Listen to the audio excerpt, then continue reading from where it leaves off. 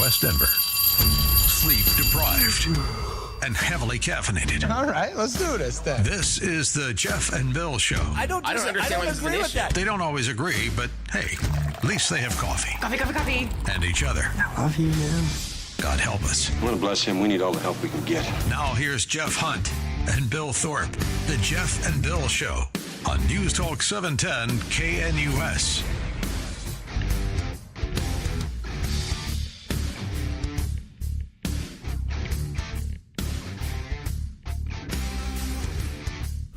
Well, it's 6 a.m. in the Mile High City on this Wednesday, June 4th, 2025. Good morning, Denver, Colorado. You've tuned into the Jeff and Bill Show, News Talk 710 KNUS. I'm your co-host, Jeff Hunt, along with Bill Thorpe, bringing you the freshest insights, hottest takes from the right, left, and center. Coming up on today's show, we've got a whole lot to cover, and what I described to Bill as just pure nightmare fuel first. Yeah, so this as a dad... Scary. Oh, God, yeah. Dude, this one crazy. A missing 15-year-old girl who had disturbing chats with men online walks in to a Colorado Springs police station 6 weeks after she disappeared. Yeah, disappears in Utah. 6 weeks later, shows up at a police station in Colorado Springs asking for help and doesn't necessarily reveal how she got there. And now they've got some tracking and things they saw, but yeah, this is a nightmare. I mean, right. But through the grace of God, she's going to go home and she's going to be safe. But there are things that you assume had happened because she did make connections with one guy online. It was a total of 3 men. Yeah, lots and lots and lots of scariness here. Guys with really bad backgrounds. Yes, I mean, awful backgrounds. This is an important learning moment for young people. When I explain to my kids that the person you likely may be talking to online, unless it's a friend you know from high school, right? Like, so you directly know. Yeah. But if somebody just shows up in your DMs, for instance, and this is why our kids don't have social media, but if someone shows up in your DMs, they're likely unemployed 40-year-old men living in basements in Eastern Bloc countries. Yeah. Yeah. Right? Like, that's got to be in your mind as to who you're likely talking to. You have to figure out that Andrew Tate got those girls to do that stuff a certain way. Yeah. And it all started through social media and reaching out that way. And that's what's scary is that, as we all know, and you see it, our audience sees it all the time, with browsing and interactions you have on social media where everybody creates a persona, doesn't use their real name, can use just an avatar, their pictures. You can pretend to be whoever you are. We have stories of lawmakers having their staff create fake social media accounts to then praise the lawmaker. And that was required to be an employee. And there are reports of businesses doing that. So, you can't trust the person that you're talking to online as far as who they are. You've got to do some more due diligence and verification.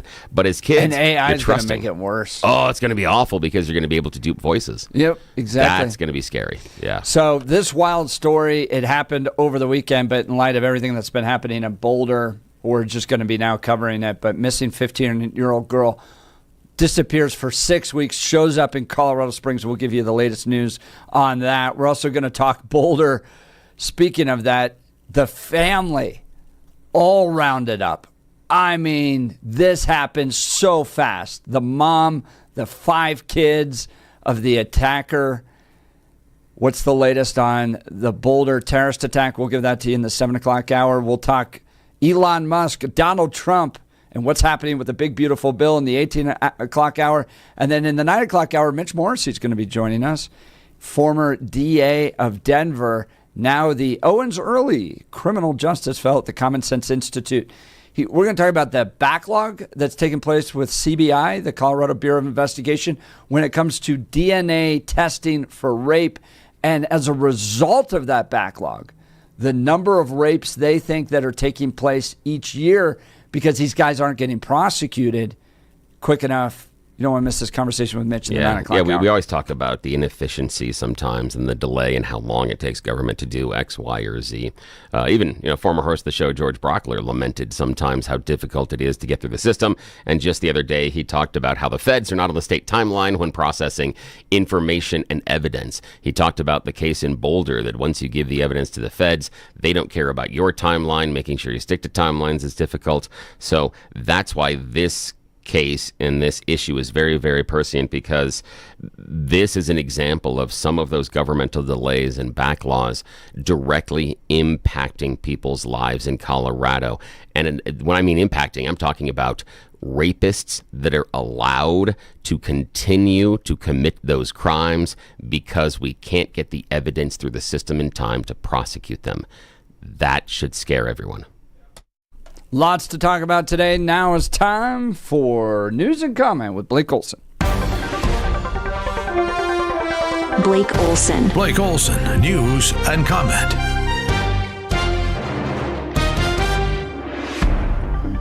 Hey, good morning. Wednesday, hump day, 48 and cloudy in Denver, expecting a high of 70 today. The 7-10 5-day forecast coming up. Our top story, Department of Homeland Security Secretary Kristi Noem says ICE and DHS have the family of the terrorist, Mohammed Solomon, in custody. They were living in the Springs. Officials say Solomon was in the country illegally when he drove to Boulder and tried to kill his victims on Pearl Street. Jeff and Bill had Congressman Crank on the show Tuesday, and he wants to know how he got a driver's license in Colorado. He knows, we all know, because the lefty state government here puts illegals ahead of citizens in this progressive blue state. All of the people injured in the attack are expected to survive, thank God.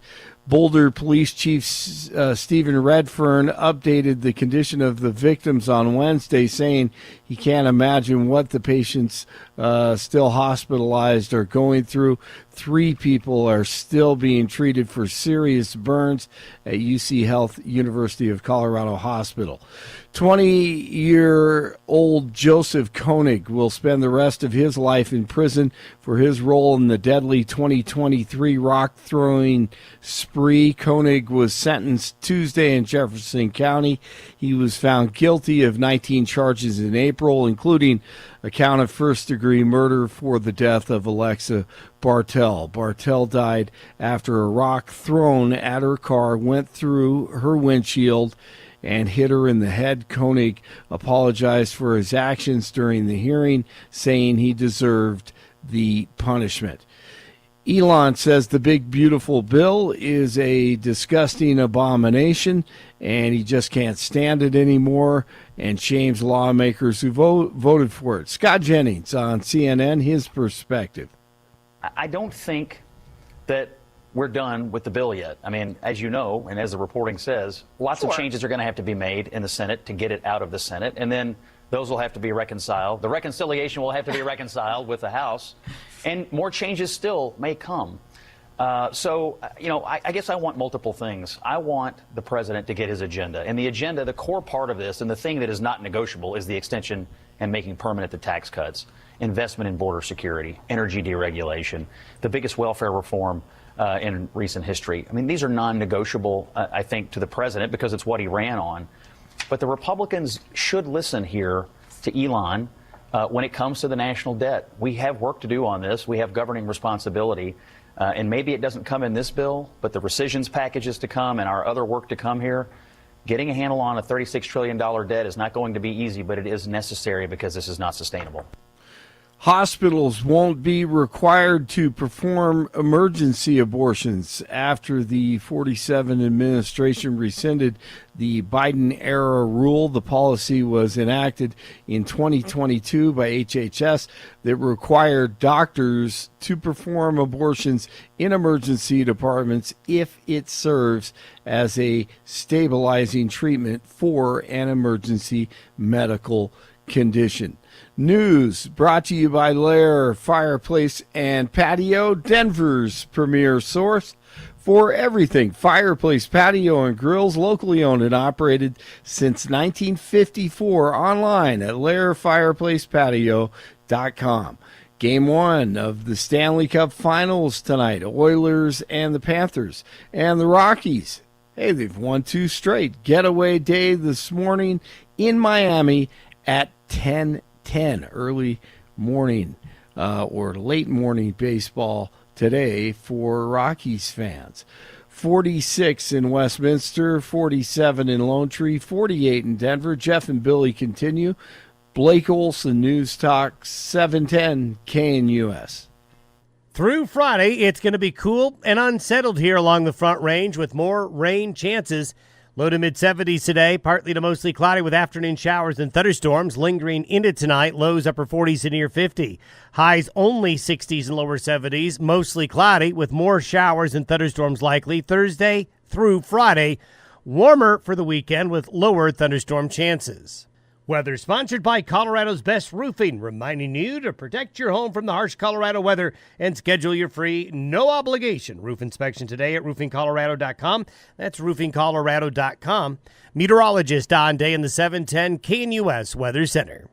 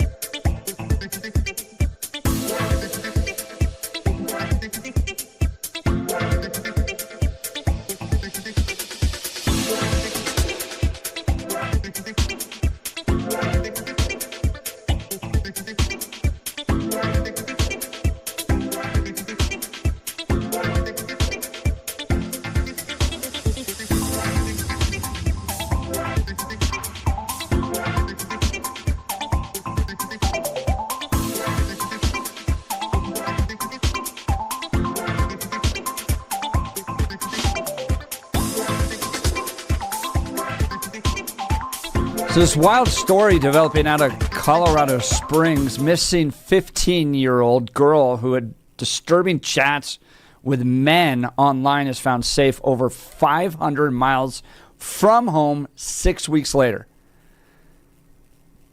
She was originally in Utah. It prompted the investigation of 3 men, including at least one who shared disturbing sex chats while trying to get her to meet him, has been found safe more than 500 miles away in Colorado. Alyssa Petrov, 15 years old, from South Jordan, Utah, walked into Colorado Springs Police Department on Sunday, 6 weeks after she disappeared. She's in good health, but cops have yet to determine how she got to the police station or if she was held against her will. There's still a lot of questions around this. Petrov was reported missing on April 21st, 2 days after her final message to a 41-year-old man with whom she had been having a series of very graphic conversations, according to an affidavit. "I'm running away. Please don't contact me," Petrov wrote at 12:34 a.m. April 19th in a message to an unnamed man in Utah whom she met on Discord. Do you know Discord, Bill? I don't know Discord. It's basically just it's a chat service outside. I do it for video gaming. There are people that I follow and things. But it's basically like their own thread. So the idea is it sets up a community. So there are certain different communities that if I'm doing certain things in video games, you can get on the Discord server, you can ask questions. And most wonderful for me is because I'm not very good. So I can find people to carry me. So I kind of go out there and see who's got a nice big backpack. They can carry this loser through this mission and get this done. So yeah, that's what I do. Yeah, that's where I'm familiar with it. The man whom she was talking to, later identified as Samuel Mitchell, after police conducted a reverse search on the phone number he provided to Petrov. Their chats have become increasingly sexual, including discussions about graphic things, as well as planning to meet in person. Oh my gosh.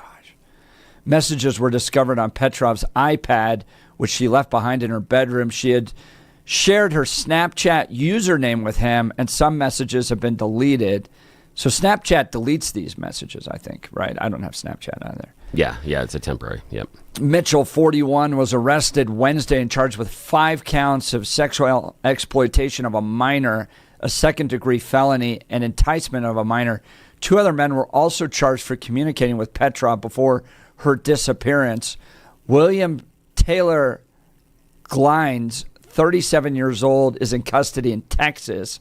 And a second suspect, Matthew Menard, 35 years old, of Florida, turned himself in Wednesday night. Glines has been charged with aggravated sexual exploitation of a minor, attempted aggravated sexual exploitation of a minor, first-degree felonies, and criminal solicitation. Menard was also charged with aggravated sexual exploitation of a minor, enticing a minor, and 3 counts of criminal solicitation. Petrov was this is the 15-year-old girl, was last seen on security video leaving a train platform in Provo. Her family had previously offered a $20,000 reward for any information leading to her safe return.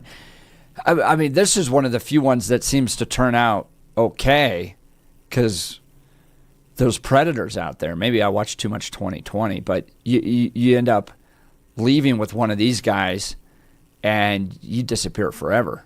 If they're lucky, they maybe find your body. But this is one of those good reminders, and this is the reason I wanted to bring it up, is that if you've got teenagers out there, one, I think you limit social media until much later.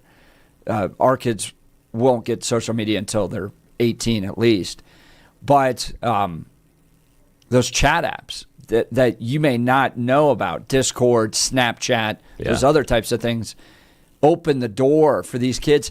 And then you end up with stories of the predators showing up at the house. Yeah. And or just like this, in this case, the kid disappearing, and those social media chats can be severe problems. God, I don't know if I've talked about this on the show in the recent past, but we had a problem with our youngest when she was in middle school. She was not supposed to have social media, but she did download the app onto her phone, and she hid it. She hid it through several submenus on the phone. So our basic browsing and check would not have turned it up. We come to find out there were some other indications of things that had changed in her life. We went through and started asking some questions and found out that there were a group of older girls that were bullying her and were severely bullying her. And it went to the point where they were suggesting that she kill herself. Okay. Oh, gosh. Our youngest had gone so far as to start to think about the idea and contemplate how it should be done. That's how dangerous this became. Yeah. And we luckily were able to identify who those people were and got the school district involved. Good. Because some of the messages were sent while they were in school. And that's important, because if they were outside, the laws and regulations and stuff are a little bit different. So once we found out that there was a series of messages that they sent during school time, now we had a lever we could really pull fairly easily. And it was difficult, and she's doing much better now. But yeah, that was a hard time. But again, she was having conversations and exposure to people that we had no idea. And these were people that, because they felt they were not being watched by the adults, could say and do things that adults would not approve of. And you better believe, if there's an adult out there looking to do something with a child that they don't want other adults to see, they're going to use this system as well. They're going to reach out blindly. They're going to try to cultivate these relationships.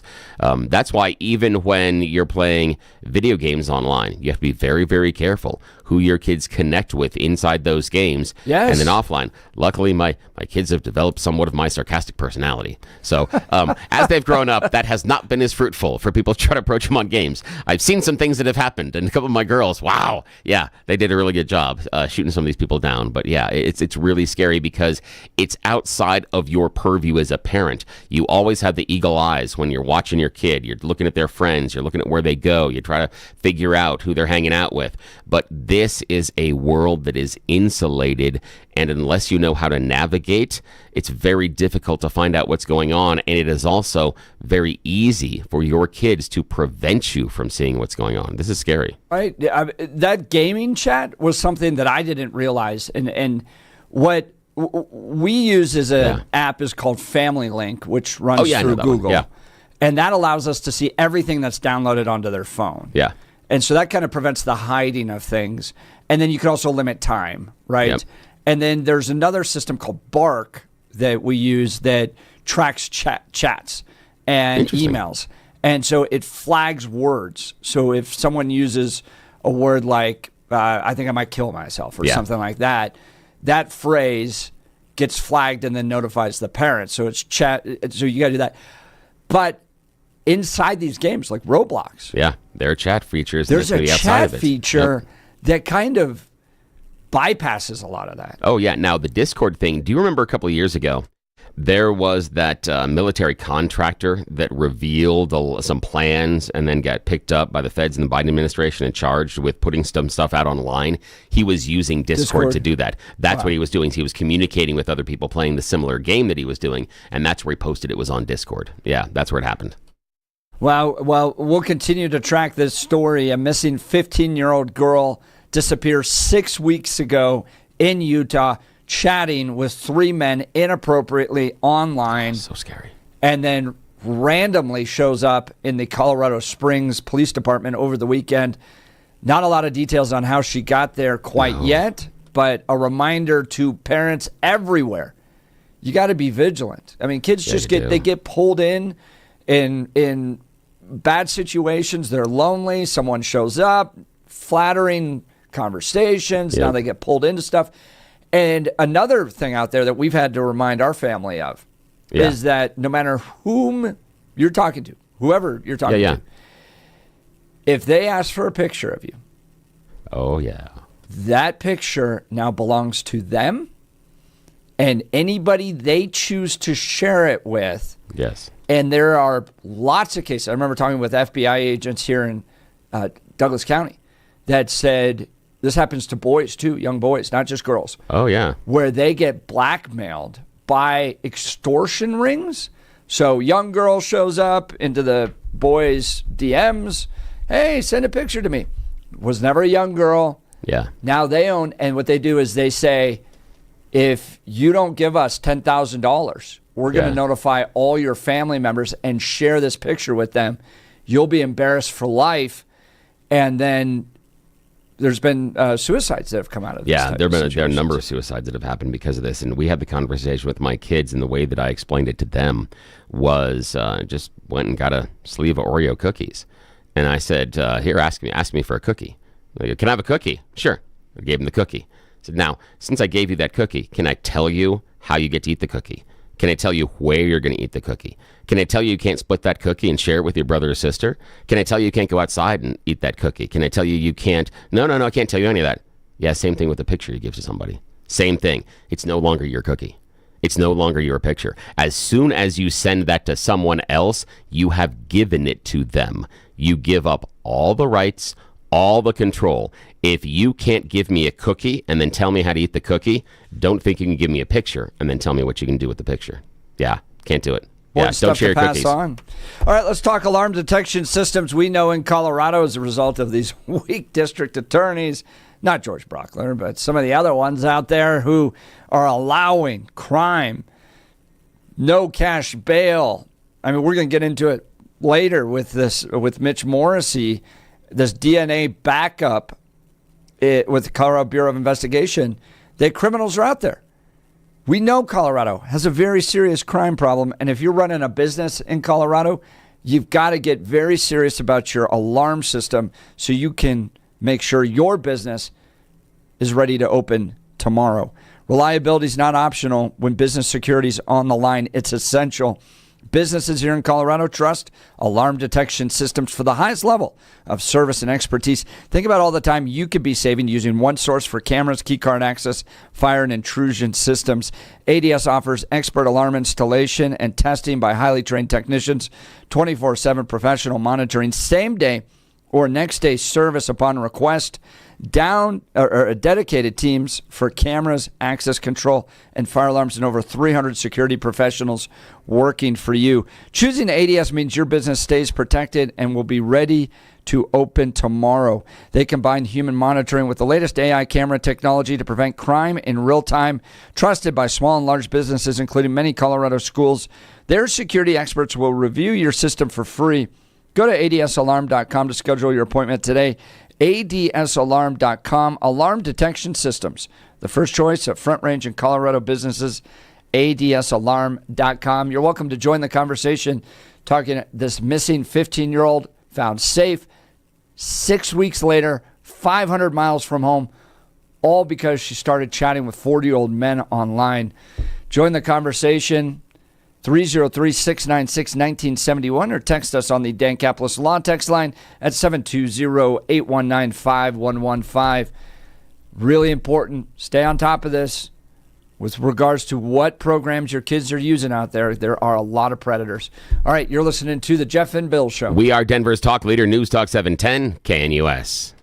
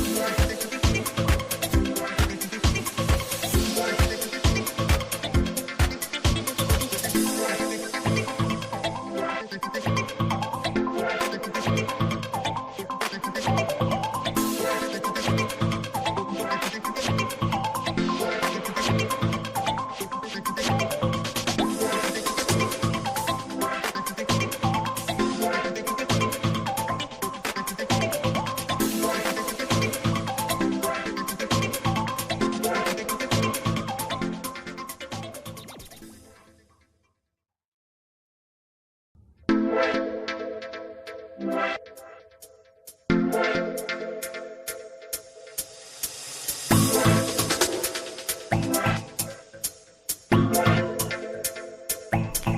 right, getting text messages about what's happening southbound I-25 north of Denver and road closure.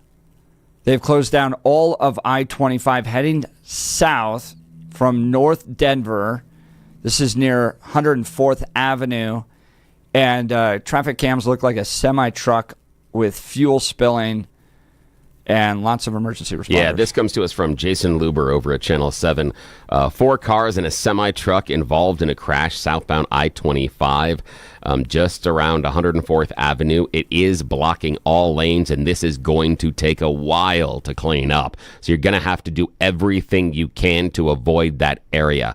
Start looking at Google Maps, ways to get around it right now. This cleanup is going to take some time, according to Jason Luber. The semi-truck's fuel tank ruptured during the wreck. Again, 4 cars and a semi involved in a crash. The semi-truck's fuel tank ruptured during the wreck. Cleanup crews are going to have to soak up all that fuel, and the other 4 cars are going to have to be towed as well. This is a cleanup that could take all morning. That's my impression of what Jason's describing. But again, 4 cars and a semi-truck involved in a crash southbound I-25 just at 104th Avenue. It is blocking all lanes. That thing is going to be shut down for a long time. The semi-truck's fuel tank ruptured. They're going to have to clean it up, soak it up, get it all off the asphalt and concrete, and also move all of those wrecked cars and the semi-truck out of the way as well. Again, long delay. Traffic is being diverted off the highway. The traffic speedometer shows 0 miles per hour. So this is going to turn into a parking lot. Do whatever you can to avoid southbound I-25 before you get to 104th. Do not get on the highway. Do whatever you can. Yeah, do whatever you can to get an alternate path. If you have to go through neighborhoods, again, respect speed limits, but still. And if you need to leave the house a little bit earlier, tell the boss you're going to be a little bit late. This is going to be a difficult one to get around this morning. So we'll keep you updated as we can. 4 cars, semi-truck involved in a crash southbound I-25 just around 104th Avenue. All southbound lanes are closed and will be for some time. This will be a no-go for some time, so get around it the best you can. Good luck. What a traffic report from Bill Thorpe live in the 710K US traffic copter. Might have done that in my previous life as well. Dude, yes, I've done traffic reports. Yes, I've been on radio. Yes, I've done traffic reports. Does anybody have a traffic copter anymore? Does any news station have a copter? I think they have a shared copter. I think Nine's got one, and I think 4 and 7 were sharing or something. There was a share for a while because, oddly enough, helicopters are very expensive, and there isn't a lot of reason for every TV station to have their own copter. Everybody's got a cell phone these days. Yeah, that's the problem. And there is, though, radio copter and, flights. I guess I think there was a flight a little while ago. They're still going up in the plane, but I'm not even sure if they're using the plane anymore. So, yeah, that was disappointing. I was telling you off air, I used to work with Don Martin, Tony LaMonica, so I've done those traffic copters and everything else. Don Martin back in the day, this is a thing pulling back the curtain on KOA. When they were doing traffic reports on KOA, not as big deal in the morning, but the afternoon, this was a big deal. People recall the Sport Zoo with Logan and Hastings. They were never in delay. You could have said the F word on the air and gotten away with it because of Don Martin's traffic. He couldn't listen to pre-delay, so we had to be out of delay in order to get the traffic report, or he would miss his cue. So the number of times we flew without a net on the Sport Zoo, and think about that way. You've got Logan and Hastings, and you're flying without a net most of the time on the air. That was spooky times. Yeah, that was fun, though. Remember that Simpsons episode where the helicopter crashes? Yes. It's like reported to you traffic caused by the crash of the helicopter. Yes, traffic copter. News 5 helicopter. Yes, that was an amazing one. But yeah, so again, once again, 4 cars, semi-truck involved in a crash southbound I-25 just around 104th Avenue. Everything is blocked going southbound. All those lanes are going to be closed. They've got to clean up the fuel tank that ruptured from the semi. This is going to be stopped for a while. Avoid that area as best way you can. You've got to get around it. It's going to take you longer to get to work if you're in that area of the town. So our apologies. I'm sorry that Wednesday sucks. We'll try to make it better. All right, let's talk L&L Heating and Air Conditioning. Our air conditioning went out last summer, and it was like right around the 95, 98, 100 degree time of late July and August. Our line got frozen, And so we called out a number of folks to take a look at Jeff got tired what of was hearing, happening. Dad, I'm so hot. Right. I'm so hot. He got tired of that, so he had to find the best of the best to stop that whining. And to be fair, I left during the day to go to work, and they're stuck in the house all day. Smartest man in the town. Summer Good job. with no AC. Bottom line, they hadn't improved the system since they built the house. It was builder grade, AC and furnace and all that. And I think we were the third owners of the house that we're currently in now. So it had gone through some hands and upkeep and all that stuff, but it was just outdated. And so we started looking and researching and talked with a number of different HVAC companies. And the folks we chose, and I'm so glad we did, is L&L Heating and Air Conditioning. They absolutely nailed it at our house. 1-day installation, no stress, personal service from start to finish. This is a small mom and pop operation out in Parker, Elizabeth area. I've toured their facilities. Great folks, very kind, very accessible. Our home totally comfortable no matter what the weather. And with L&L Heating and Air Conditioning, we got more peace of mind. Here's some of the deals that they're offering right now. A free programmable thermostat or carbon monoxide detector with new furnace or air conditioner installation. No emergency charges. We're not going to nickel and dime you when you're dealing with a problem and all that stress. $0 trip fee, price match value guarantee on equipment, free estimates, licensed and insured, and a 5-year labor warranty. So when I talk about price match value, they'll match anybody that you meet out there. So you get a good deal with somebody, they'll match it. So and you'll get personal service. That's why this thing is the best choice. Everything works great in our family. We couldn't be happier. So if you're looking for fast, honest, reliable service, I highly recommend L&L Heating and Air Conditioning. 720-851-1691. 720-851-1691. Online at bestdenverhvac.com. bestdenverhvac.com.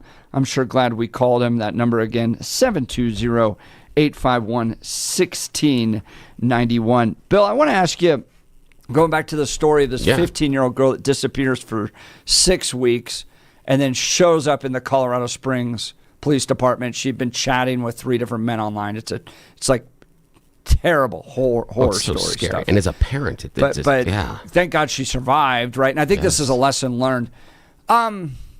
Question for you. Do you think kids run away as much as they used to? Sorry, there's a funny story. I'll tell you in a second about that one. I don't think they do. Yeah. And I think here's the reason why. Yeah. They've grown up with their phones. Yeah. And you can track these things wherever they go now. So what you're asking a kid to do is to shut down their entire life, which is online. How they entertain themselves, right? They watch videos and streaming, play video games, chat with their friends. Like that wasn't an issue when we were kids. So if you ran away, you went to a friend's house and hung out there, and your parents had to go around the neighborhood and call everybody to figure out where you were. Yeah. Now everybody just opens up an app, and they're like, oh, they're just down the street. And also you can connect with the friends or the parents of your kids' friends a lot quicker because of cell phones. I hadn't thought about that. The idea that the cell phone creates this electronic tether that makes it more difficult for the kids to necessarily break away. I don't know. I'd love to see statistics because, there were, a decent amount of runaways when we were younger for a variety of reasons. In fact, you go back to one of the very, very, very first John Bon Jovi hits before he actually had a band. His first album had a huge hit on that called Runaway. And it's all done with studio musicians. But that story came to John based on him making the trek from New Jersey into Manhattan and all the young ladies that he saw running away from dangerous situations at home over the course of years while he was trying to make it as a musician. So that song is a direct reflection on the young women that he saw running away from where he was living in Jersey and trying to make it big in New York. So, yeah, I'm not certain about that one. But I do want to ask you a question, though. So everybody on the radio station that has tried to run away, please raise your hand. Hey, Jeff and I both. Too. Okay. Yep.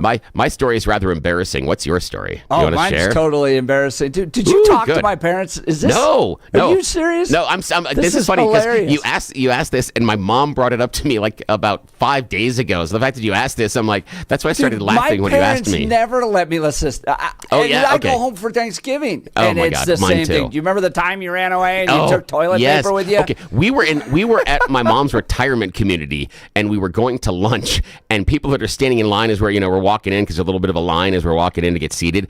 The people behind us go, "Oh, your mom told us how you ran away." I'm like, "Hey," I'm like, "I don't even know these people." Thing. Okay, That's hilarious. Who wants to go first? Mine's relatively quick. I think it was like 7 or something. I got mad, and I was like, "I'm running away. I'm storming up." Yes. Oh yeah. And then I packed my backpack and I took toilet paper with me, and my parents thought that was hilarious. Oh, that's wonderful. Like I'm 7 years old, or 9 or whatever, and I'm walking down the driveway angry at my parents, and I thought to myself, I didn't take food or water. I took toilet paper with me.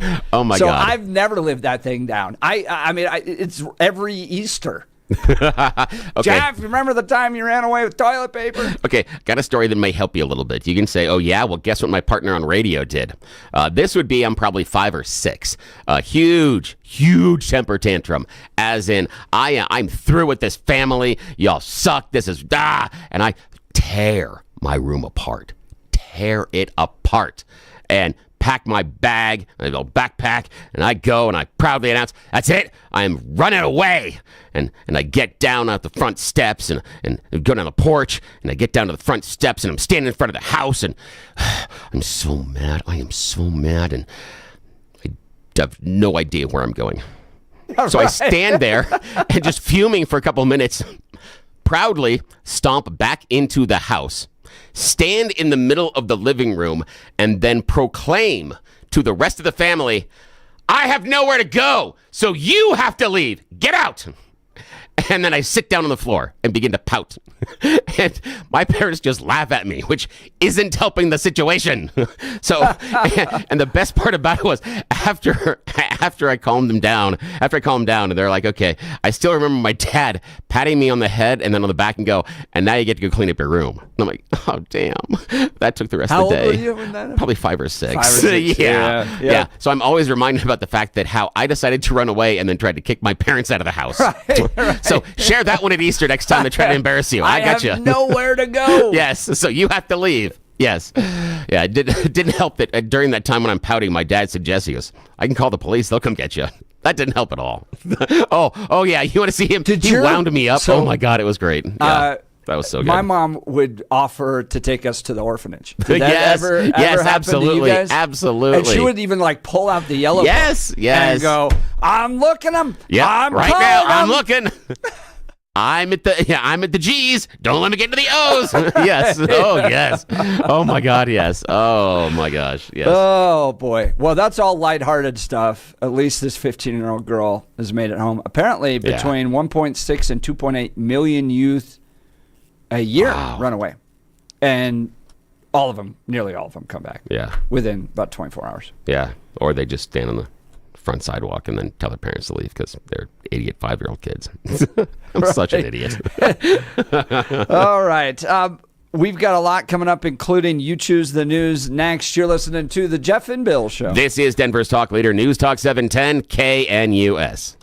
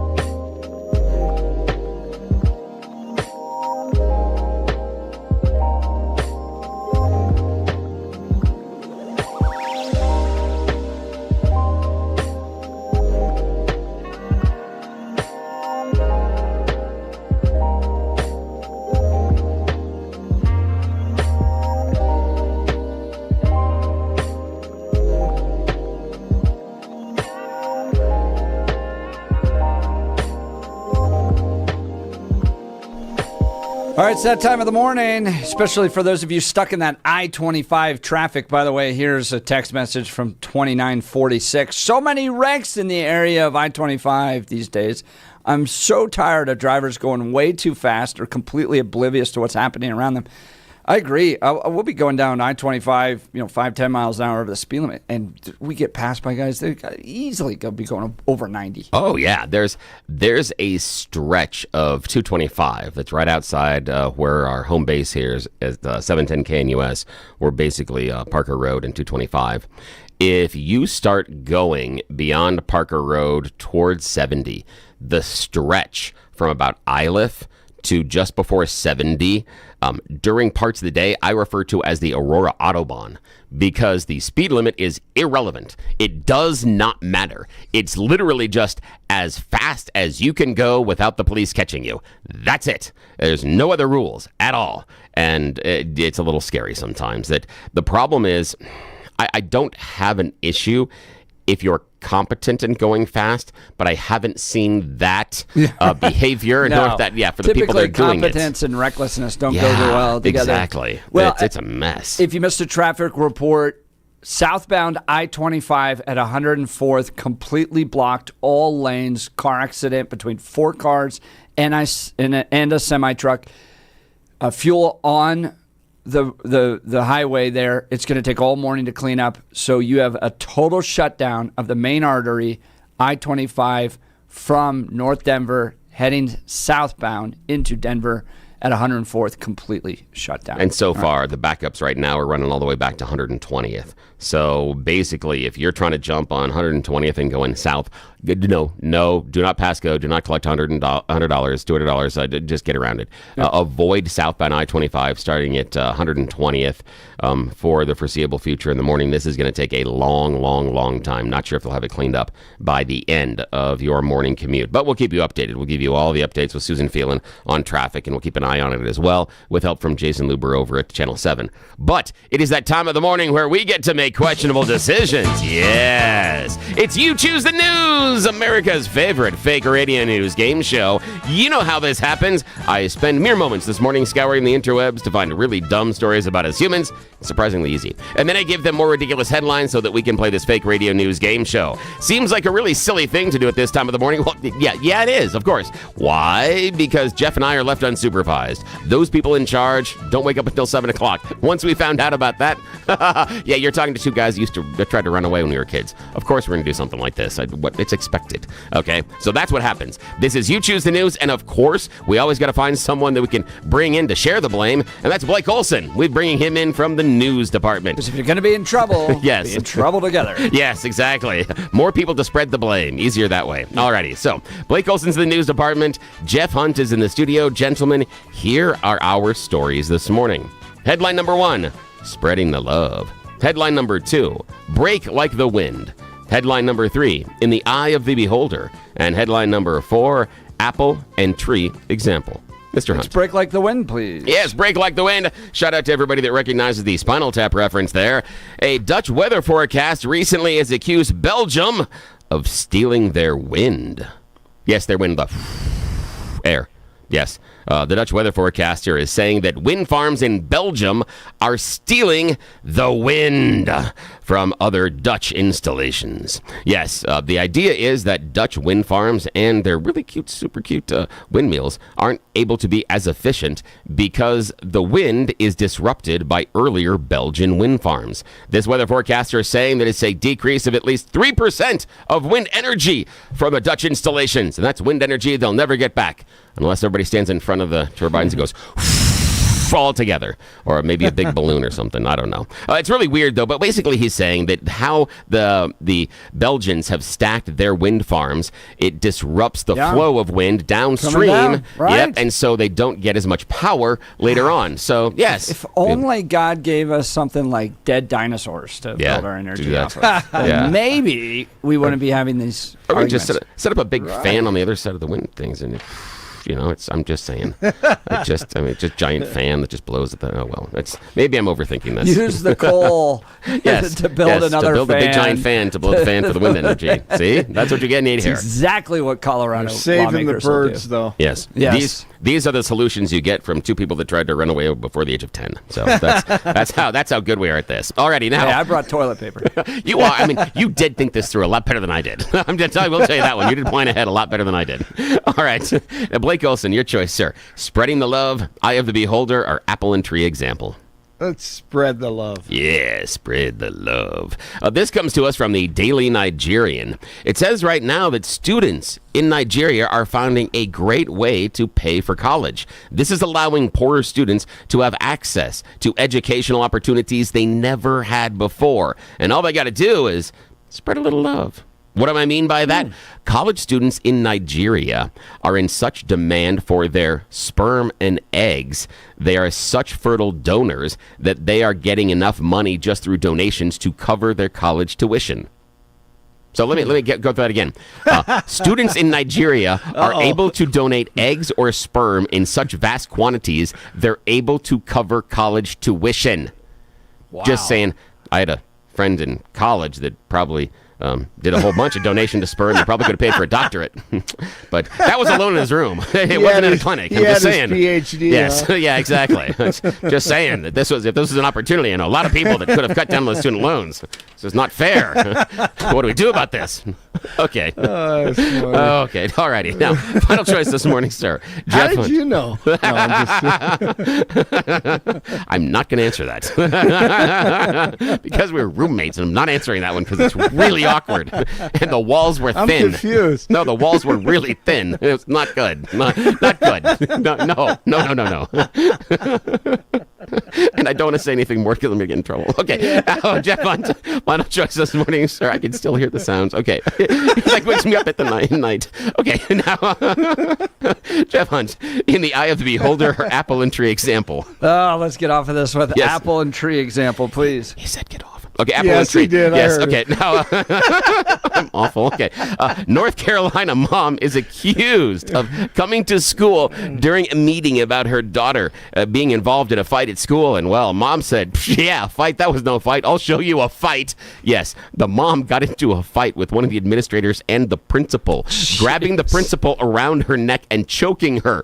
Again, during a disagreement over a fight her student got into at school. And we wonder why and how the child got into these fights. Yes. It's always the parents. Yes, it's always exactly. The exactly. The 33-year-old mother was arrested and charged with assaulting a school employee and second-degree trespassing, but she proudly says, I kicked her ass! Well, maybe I added that part at the end, but still. I love the fact that mom's called the school over the fact that her daughter's fighting, and she goes in and lays the beat down. You're like, perhaps. Can we suspend everybody? Oh, man. Well, this has been fun. That's the end of You Choose the News. Back to you, All sir. All right, we're going to give you an update on the Boulder terrorist attack in the next hour, including ICE now detaining and possibly removing the wife and 5 children.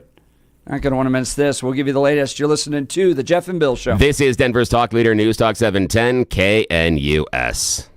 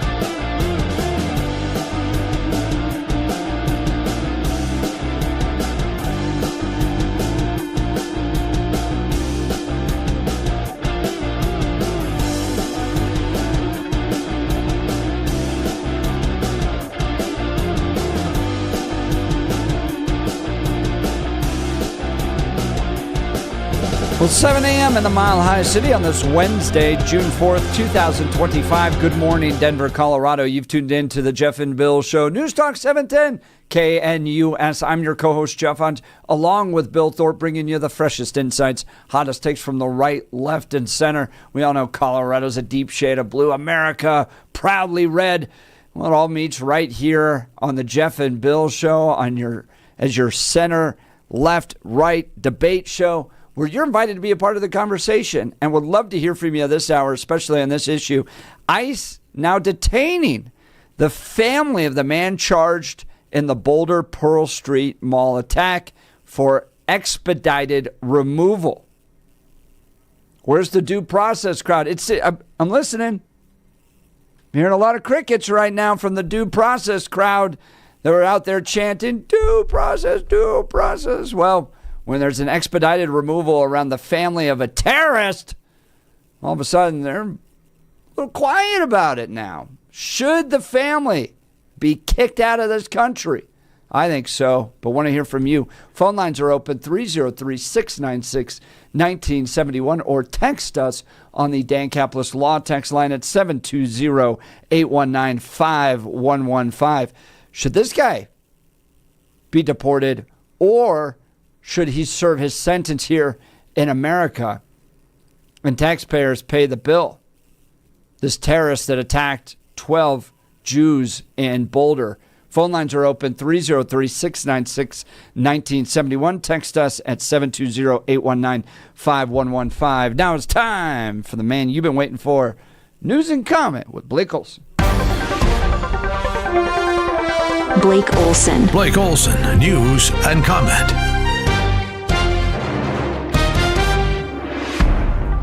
Good morning. 50 and cloudy in Denver, expecting a high of 70 today.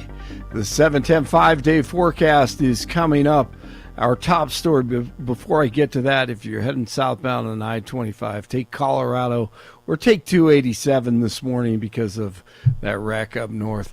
ICE and DHS have the family, as Jeff said, of terrorist Mohammed Solomon in custody and moving to deport them. He has a wife and 5 kids. See ya! They were living in the Springs. Solomon was in the country illegally when he drove to Boulder and tried to kill his victims on Pearl Street. We all know that he's from Egypt. All the people injured in the attack are expected to survive, thankfully. Boulder Police Chief Stephen Redfern updated the condition of the victims Wednesday. 3 people are still being treated for serious burns at UC Health, the University of Colorado Hospital. 20-year-old Joseph Koenig will spend the rest of his life in prison for his role in the deadly 2023 rock-throwing spree. Koenig was sentenced Tuesday in Jefferson County. He was found guilty of 19 charges in April, including a count of first-degree murder for the death of Alexa Bartell. Bartell died after a rock thrown at her car went through her windshield and hit her in the head. Koenig apologized for his actions during the hearing, saying he deserved the punishment. Elon hates the big, beautiful bill and shames lawmakers who voted for it. CNN's Scott Jennings with the perspective after talking with Elon recently. A few weeks ago, and he told me he's here to try to make America not go bankrupt. I mean, this is on his mind. We have a $36 trillion debt, and it should be on all of our minds. So that's number one. Number two, I don't think that we're done with the bill yet. I mean, as you know, and as the reporting says, lots of changes are going to have to be made in the Senate to get it out of the Senate, and then those will have to be reconciled. The reconciliation will have to be reconciled with the House, and more changes still may come. We have only just begun in that one. Stay tuned. It all starts again here in a few minutes in D.C. The defamation trial of MyPillow CEO Mike Lindell is underway in Denver. Former Dominion Voting Systems employee Eric Coomer is suing Lindell for allegedly spreading conspiracy theories and accusing Coomer of treason and fraud following the 2020 presidential election. Coomer's lawyers called Lindell's claims extreme and outrageous during opening arguments on Wednesday, saying they led to death threats and overwhelming stress for the client. Lindell's attorneys say he truly believes there was widespread fraud during the 2020 election and that Lindell is protected by the First Amendment. A California track and field story that doesn't involve a boy in girls' sports. For that title. The greatest moment of 16-year-old Clara Adams' young career taken away from her because of a celebration. After winning the 400-meter event at the CIF State Championships with a time of 53.24 seconds, her dream of winning a state title went up in flames after celebrating using a fire extinguisher. When she blew the fire extinguisher, the opponents were gone. That was our moment of celebration. And the CIF officials made that about them.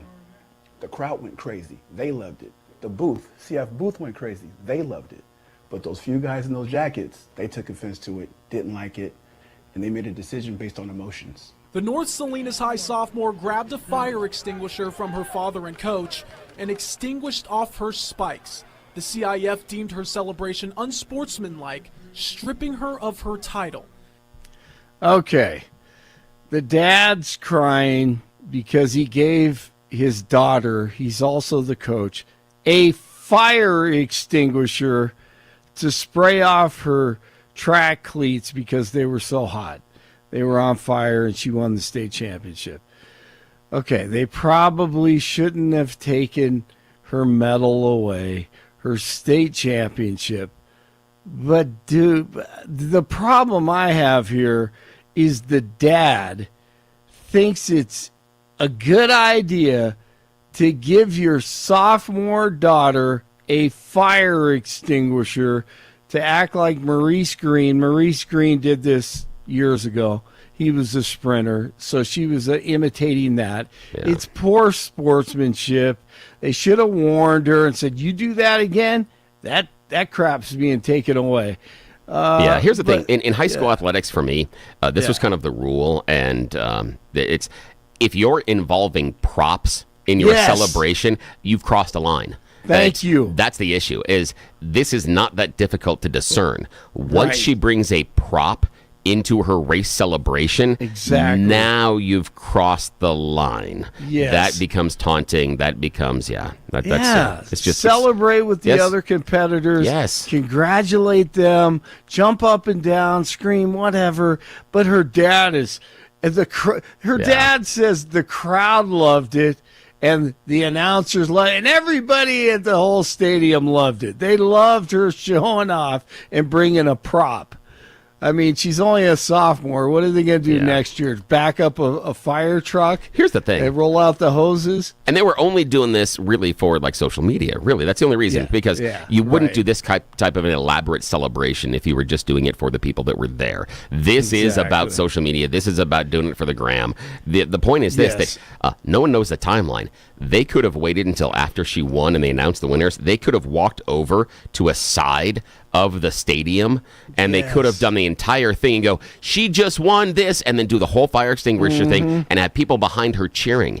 They could have set this up. The idea of being, these influencers, the things they're showing you isn't always what's happening in real life. Sometimes those things are manipulated. So they could have still gotten the shot and what they wanted without doing it there and breaking the rules and breaking the ethics. Yeah. Exactly. So it's just, But again, it's a good time for her to learn now. Good. Yes. And for evidently for the dad to learn. Hopefully he learned something. Yes. I hope. I know. Yeah, come on, dude. You could have done that in the parking lot. You could have done it. They could have done it after medal ceremony. There could have been a ton of things. After the medal ceremony, it would have been great. You could have stood her up in front of the crowd, had the crowd cheer behind her. It would have been a much better shot than this stupid thing. Yeah. Only in California. Only California. Then I say that, and it'll happen tomorrow in Colorado. Game 1 Stanley Cup Finals tonight. We got the Oilers and the Panthers and the Rockies. Hey, they're on a streak. They've won 2 straight. Getaway day this morning in Miami at 10:10. 47 in Arvada, 49 in Aurora, and 50 in Denver. Jeff and Billy continue. Blake Olson, News Talk 710 KNUS. Through Friday, it's going to be cool and unsettled here along the Front Range with more rain chances. Low to mid-70s today, partly to mostly cloudy with afternoon showers and thunderstorms lingering into tonight. Lows upper 40s to near 50. Highs only 60s and lower 70s, mostly cloudy with more showers and thunderstorms likely Thursday through Friday. Warmer for the weekend with lower thunderstorm chances.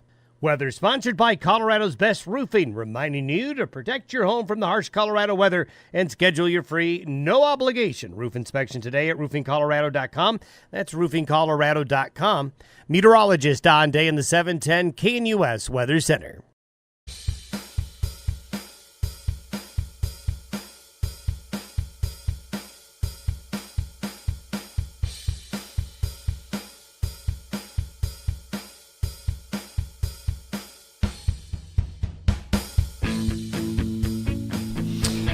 Welcome back to the Jeff and Bill Show. We got a lot of text messages coming in on this one. Channel 7 headline, ICE detains family of man charged in Boulder Pearl Street mall attack for, quote, expedited removal, unquote. Secretary of U.S. Department of Homeland Security Kristi Noem said the family of the Boulder firebombing suspect, Mohammed Sabri Solomon, was taken into immigration custody.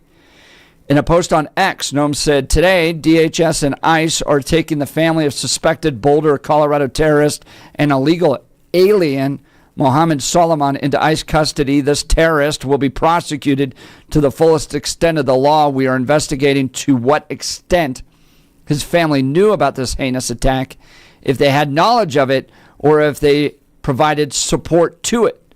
I'm continuing to pray for the victims of the attack and their families. Justice will be served. The White House posted on X later on Tuesday stating that Solomon's wife and 5 children are in Immigration and Custom Enforcement custody for expedited removal, which could be as early as last night, Tuesday night. Talk about quick. That's used to take persons that are considered national threats or national security concerns, and because of this, they're able to take them out of the country, said an immigration attorney here in Denver. It's likely the family will be kept together as certain detention centers have family units. However, in Colorado, ICE detention centers do not have family units. It's very likely, especially if they're trying to expedite removal, that they're just going to keep them all together and try to get them out of the country all together at the same time. Do you hear those protests? Do you hear the due process? Where the? Let me check online here. Oh, nope, no due process protests anymore. Wow, it's gotten real quiet. Now that you got a terrorist and his family that the country's trying to get out of here. Solomon, who was born in Egypt, moved to Kuwait and then to the United States in 2022 on a tourism visa. The department noted Solomon had filed for asylum in September of 2022. So remember, Joe Biden's the president then. He'd been living in the U.S. illegally with his expired visa since February 2023. The results of the asylum claim still at this point are not clear. Solomon was arrested and booked in the Boulder County Jail on Sunday after he threw Molotov cocktails at demonstrators in Boulder who were calling for the release of Israeli hostages, injuring 12 of them. Authorities said Solomon had planned to kill them all, but apparently had second thoughts.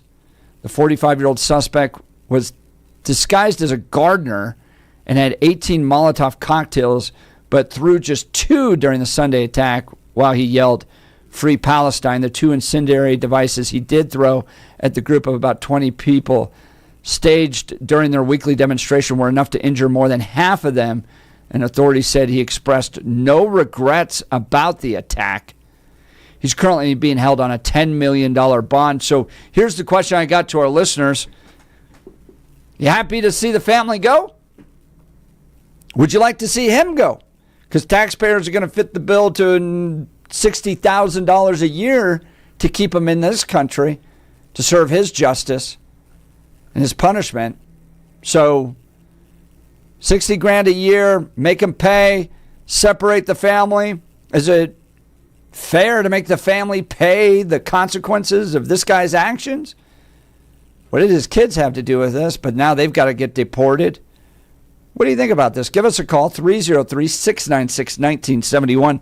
Text us on the Dan Caplis Law text line at 720-819-5115. Now, Jeff, you were talking, and before we get to the phone calls, you were talking about where are the people claiming for a due process. I'll take up that challenge. I think the family needs to face due process if we're going to deport them. I'm not convinced they fall under the expedited deportation orders that Kristi Noem has outlined. I don't think that covers them in this situation. But even if we do, and I know there are going to be callers and texts that say, yes, this entire family should get out of the country, do we hold other members of the family responsible for one individual's crimes? If we do, then I can see the point. If we don't, it's a little harder to make the case in my mind that the entire family needs to go. I'm not arguing that these individuals are the best, the brightest, or anything else as far as staying here. The question I have is, are we now going to hold family members responsible for the crimes of other family members?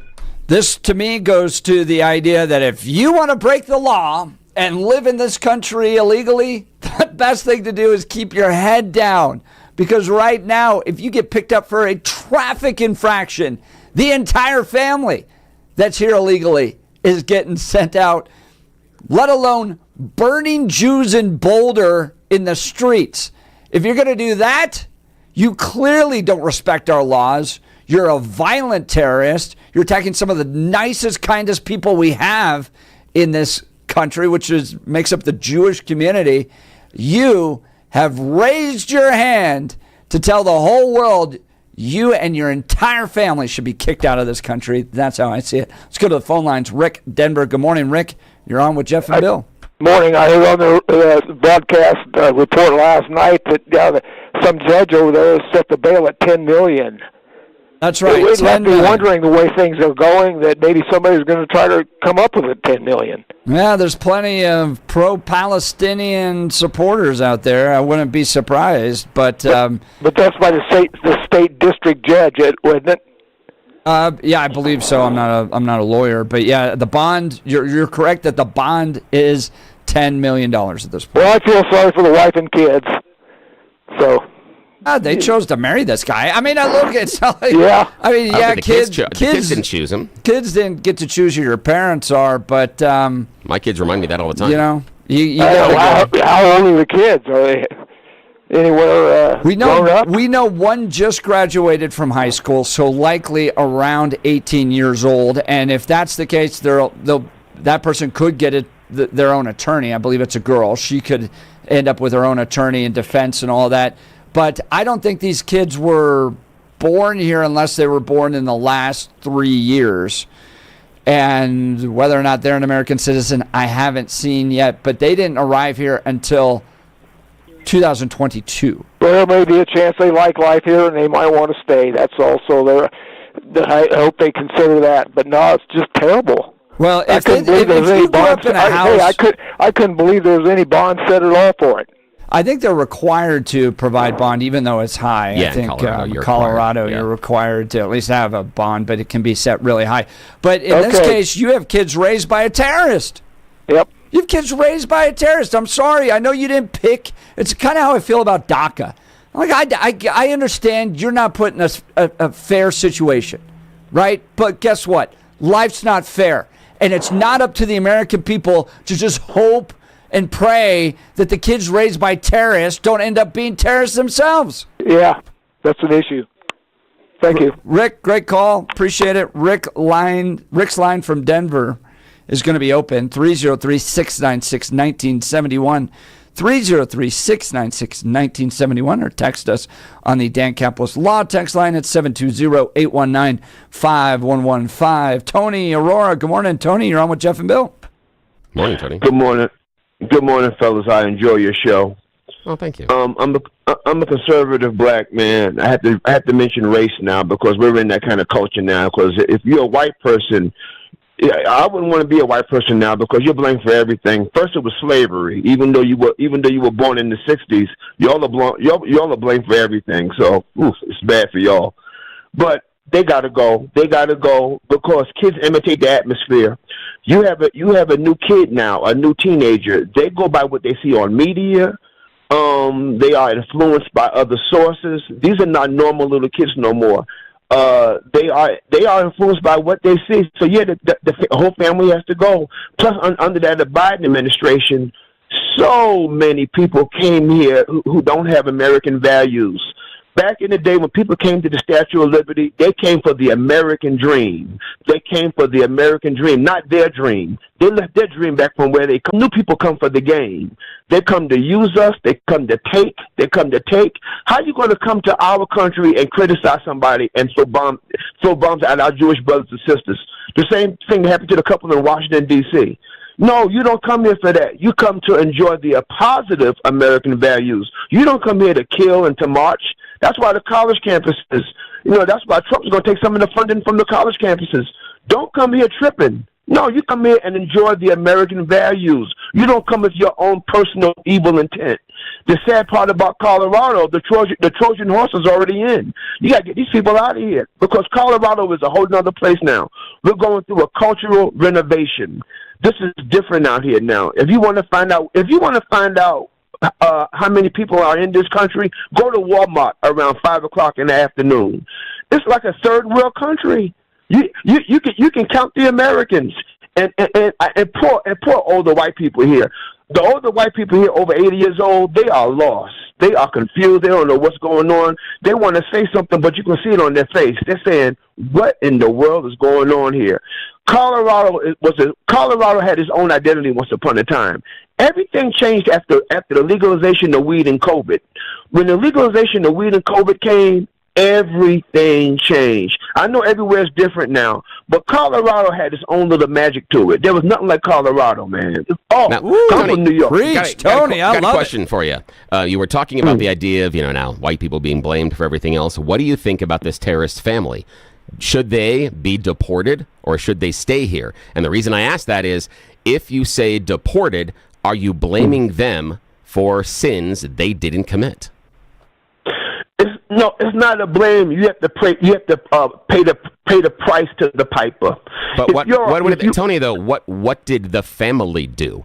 They didn't go to Boulder. They didn't build, from what we know, they didn't build the Molotov cocktails. They didn't perpetrate this idea. They didn't participate in the attack. So what sins are they paying for? We also don't know if they're here legally as well. Tough. Your daddy did it. See you later. Bye-bye. Okay. Would you hold that true? Would you hold that true for something like families of people that are involved in other crimes, murder, rape? Let's say someone's convicted of rape. Should we also put their family in jail? We can even go for white-collar crime. If you're convicted of stealing tens of millions of dollars from your company, should your family also serve prison? You know what, boy, you got me on that one. But you know what? You're bringing up variations of good points, though. It's hard to choose. On this one, you really have to change the narrative. You got to pick one. And you're right, kind sir. I can't argue with you. You're Bill, right? Yes, sir, I am. I'm the problem child. Yeah, Bill, you're excellent. No, you're great, by the way. You're so right, but you have to pick a crime. Pick one. One crime don't go along with the other crime. On this one, the family got to go because it's a terrorist kind of thing. On what you're saying about the murder and the other variations, no. You have to pick your crime. Every crime is not the same. In this case, too, we don't know if they're here legally. And what you're seeing from the Trump administration and the message that needs to go to all the illegal immigrant families that are in this country. You saw it with the Georgia girl. You get picked up for running a red light, well, your whole family can be deported. So you want to stay here illegally, which you've already broken a law. And to your point, Tony, about the Statue of Liberty and the types of illegals that we have coming in now versus the immigrants we had in the 1900s and stuff, where they went through the process, they showed up at the port of entry, they all that. If you're going to be here illegally now, the message from the Trump administration is you better keep your head way down and you have the option to go home. You have the option to go home. In fact, they'll even pay for you to go home. But you got to come in this country the right way, and you do stuff like this where you're bombing Jews and harming some of the kindest people we have in this country. We're going to get you out, and we'll get your whole family out. I think this is a clear message. Tony, I sure appreciate you thanks for the call, Tony. Giving us a call. And if that is a deterrent, then why don't we use it with the rest of the crimes that average Americans do? If it's a deterrent by saying, oh, if you commit a crime, that we are going to deport your entire family, if that's the message that functions then as a deterrent. But they have to be here illegally. But again, no. This is going to be different. If you have actual citizens in that group of I'm five, talking about deterrence. Then that's going to be a different conversation. But the argument is about deterrence. That's the core of that argument. The core of that argument is about deterrence. That you. There's facts here. No, hang on. The facts Jeff, are Jeff, we're not just deporting citizens. No, but the theory behind the idea of if you do something wrong and break our laws and are here illegally, your entire family can be deported. Yeah, your entire family can be deported. Yes, if they're illegals. Yes, that argument is based on deterrence. Don't commit the crimes. The deterrence is you and your family will get deported. That's a deterrence argument. Yes. If the argument is about deterrence, if it is effective, then we also should apply it to American citizens, that your family should be held responsible for the crimes that you commit. If it works as a deterrent, then we should apply it universally. If it's not a deterrent, then don't. No, you're missing the facts on this. No, I'm not. I'm talking about deterrence. The facts are irrelevant. Families are here illegally. Jeff, the facts are irrelevant based on the example. You're falling into the idea that because they're illegal, then we can use this as a deterrent. Yes. I'm saying that if it's a deterrent, we should use it for other crimes as well. If it's not going to be effective at deterring other crimes, is it actually deterrent? That's the question I have. I mean, to me, the facts matter in this case. I'm not talking about deporting random American citizens whose cousins are meth dealers. If you're here illegally, you've already broken a law. You've already committed a crime. If you're here illegally, you already broke a law. And as a result of Americans kind of being generally nice people, we kind of overlook it. Like you're like, well, it's kind of like a traffic infraction. You're here illegally, we'll just overlook it. But what the Trump administration is pointing out is that you get popped for anything else. You are now sending up a big flare to ICE and all the other federal immigration officials that your entire family can be deported. Because you've already broken a law. Yeah, and if it's a deterrent, we should cross-apply it to other crimes as well. That's the issue. If the argument is about deterrence, then if it's just the idea of punishment, just the idea we want revenge and punishment, that's one argument. But if the argument is you better not commit a crime in the U.S. because you're illegal because we'll deport your entire family, that's a deterrence argument. If it's a deterrence argument, then we should also hold the families of Americans responsible for crimes their family members commit. Don't give the Americans a pass. If it's a deterrent, use it. If you're not going to use it on the Americans, it's not a deterrent. But they didn't commit any other crime. Here you have family. Yes, they were illegal. They're here illegally. Not necessarily, depending on what the process is, etc. And also, they may not be eligible for expedited deportation. There are rules and regulations around that as well. There's some rules there. And so they may not be justified for that. We may be using a law that doesn't apply in this case. You have to either fraudulently declare asylum or the reason why you need asylum at a port of entry, or you need to enter the country without some sort of an inspection or declaring yourself to the government. What I know about the family so far doesn't appear they did this, especially since the father came in here on a tourist visa. That would break that chain. He would have had to declare himself and the rest of the family to the government and would have identified themselves. That doesn't allow for expedited deportation based on the current rules. That's the issue. But again, if we want to make it a deterrent, that's why they're trying to find out if they knew about this. We don't know if they're terrorists. That's the issue, and that's what I'm asking. We know the father's a terrorist. We know burned Jews in hospitals. Yes, and if the idea is we're going to hold the family responsible for the sins of the father, then we should do it for Americans as well. If it's an effective deterrent, they've already broken a crime. They're here illegally. If it's an effective deterrent, let's get to the phone lines. Who's next, Bill? Let's do Paul in Castle Rock. Paul, Castle Rock. Good morning, Paul. You're on with Jeff and Bill. Morning. Good morning. I agree with Jeff, in the sense that I'll bet you that whole family's here illegally. They stole into my country. The other thing is, if we ought to send that guy to that prison in El Salvador and let him cook down there. And if the family wants to follow him, they can go to El Salvador too, but not on my dime. Do it on their own. If we didn't kick them out, they would be on welfare, and they would be getting. Wait, Paul. Hold on. Yes, Paul, you know they will be. Wait, He's hang on exactly a sec. right. No, hang on. Wait, Paul. You don't know that. You're ascribing this behavior to them. We know that the daughter has graduated from high school and is looking at applying to colleges for medical school. Okay? But you think the mom with 5 kids isn't going to be getting some sort of social benefit? I don't. Yeah. Again, hang on a sec. I don't know. I'm not assuming they're poor. Oh, she's totally going. I don't know. Yeah. I don't know that. Paul's I don't know exactly that. right. No, he's Taxpayers are going to be paying for these kids to grow up. No, the issue is that Paul has decided that these people are poor and taxpayers are going to foot the bill regardless of what any information says.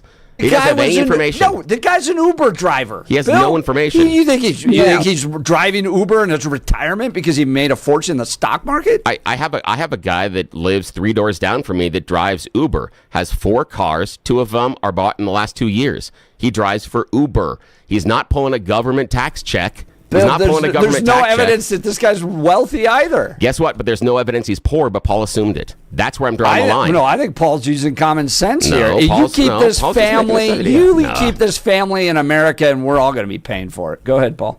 Yeah. And, if she wants to go to medical school, that isn't cheap. And she's applied for scholarships. She's applied for scholarships, Paul. That those people are, because the guy was really brave. He attacks elderly people. Right. He's trying to kill them, and he needs to go to prison for a while. And I would say send him to El Salvador and kick his family out. I like the Israeli system where they blow the family's house up. But they're probably renting that and getting subsistence to rent it place. So if it's a good idea, should we do that to people in America whose families are, other people in the family members commit crimes? So like if your dad's convicted of embezzlement, should the government come in and blow your house up? Well, should take everything that my dad had accumulated from the ill-gotten gain. Not necessarily what I asked, though. Should they blow the house up? And the idea, and the question I'm asking you, Paul, is: do you hold the children guilty for the sins of the father? I think it's a Persian question here. When I was in law enforcement, the thing that used to frost me is these little punks would do something, hurt people, destroy their homes, and the parents got off scot-free. And I would always encourage the victim, get a lawyer and see if you can sue them. Yeah, but you didn't arrest the parents, did you? You didn't arrest the parents, did you, Paul? But if these kids are like shooting up schools now, yeah, we are holding parents accountable. Paul, I appreciate the call. Thanks so much. Paul's line is open, 303-696-1971. We got jam-packed phone lines on this today. Let me tell you first about Advanced Hair Restoration. If you're losing your hair and desire to have it back, then Advanced Hair Restoration is the easiest guaranteed solution. Their simple one-day treatment offers life-changing results. I've seen it with my own eyes. It's not magic, but close to it. They put hair where you need it the most, and bam, it grows. It's actually science. Advanced Hair has it all. Top-rated Dr. Tanya Paul's modern technology, and best of all, you get your own natural hair that begins regrowing the very next day. Advanced Hair even guarantees it will grow for life. So schedule your free consultation now, 720-459-HAIR. If you qualify, you'll get $250 off and 250 free hair grafts. Advanced Hair is the winner of Westward's Best of Denver and has changed the lives of tens of thousands of people. So don't wait. Check out the before and afters online for yourself at 720-459-HAIR, 720-459-HAIR, advancedhair.com, advancedhair.com. Jam-packed phone lines, we'll get to those next. If you can't get in, text the text line at 720-819-5115. You're listening to The Jeff and Bill Show. This is Denver's Talk Leader, News Talk 710, KNUS.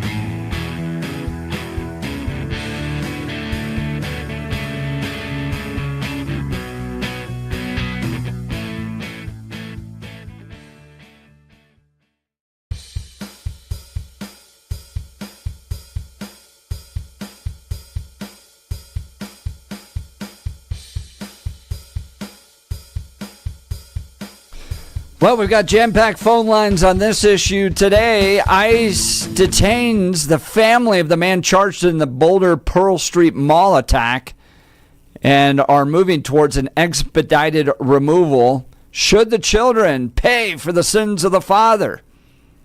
Do we know if they're here legally or illegally? People pointing out, well, if ICE is involved, they're probably not American citizens.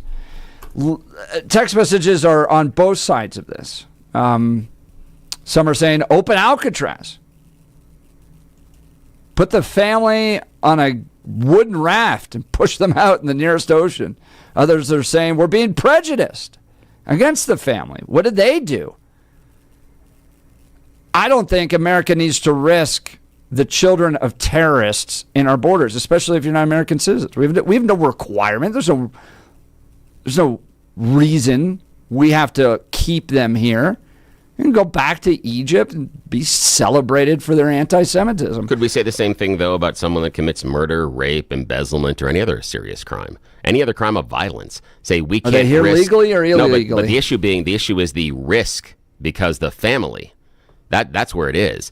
You're drawing the delineation based on illegality, and I understand that, and I can agree that may change part of the equation. But if the issue is that we are going to hold the family responsible for the crimes of someone else in the family, then for our most serious crimes of murder and rape and other things like that, why wouldn't it also hold true? Why can't we put American citizens in jail then? Because there are privileges that come with being an American citizen, and if you're not, sorry, there's no requirement for us to roll the dice and deal with you and your family. Let's go to the phone lines. Yeah, Marcus, Denver. Good morning. They're not American citizens. But they're still covered by the Constitution. They still get due process. But they're not American citizens. But they're still covered by our Constitution. Where in the Constitution does it say you show up in this country, ergo, you get to be here no matter what? No, it's not a matter of be here no matter what. The issue is the due process, and you're granted many of the same rights that, the citizens are. That's how the Constitution works. Yes, that's part of it. No, we can't just, there's no requirement in our Constitution that you get to come to America. We get to pick and choose who comes here. Yes, but they are allowed due process, and that's part of the issue here. Is we haven't proven they have committed any sort of crime outside of other being in the country illegally, but they're here at this point. Bill, you could be here legally. You could be here totally legally, and America can go, we're not going to roll the dice with you and the family. Get out of here. There's no requirement that America have you here. But yeah, after you've been naturalized, they can throw you out. Yeah, there are. You can't just toss people like that. I'm a naturalized citizen, and those people that came here. Bill, that's exactly what I just said. If you're a citizen, there's privileges and benefits that come in with being a citizen. But if you're just here on a visa, if you're here illegally, you're here, like they did, overstaying their visa, there's no requirement that we keep you here at all. I still submit that there should be due process, and are we going to hold the family guilty? I mean, again, I can understand. I don't think they fall in far as expedited deportation, but I feel that what we're doing is we're stereotyping a group of individuals that say because one person in your family committed a crime, all of your people in your family are criminals.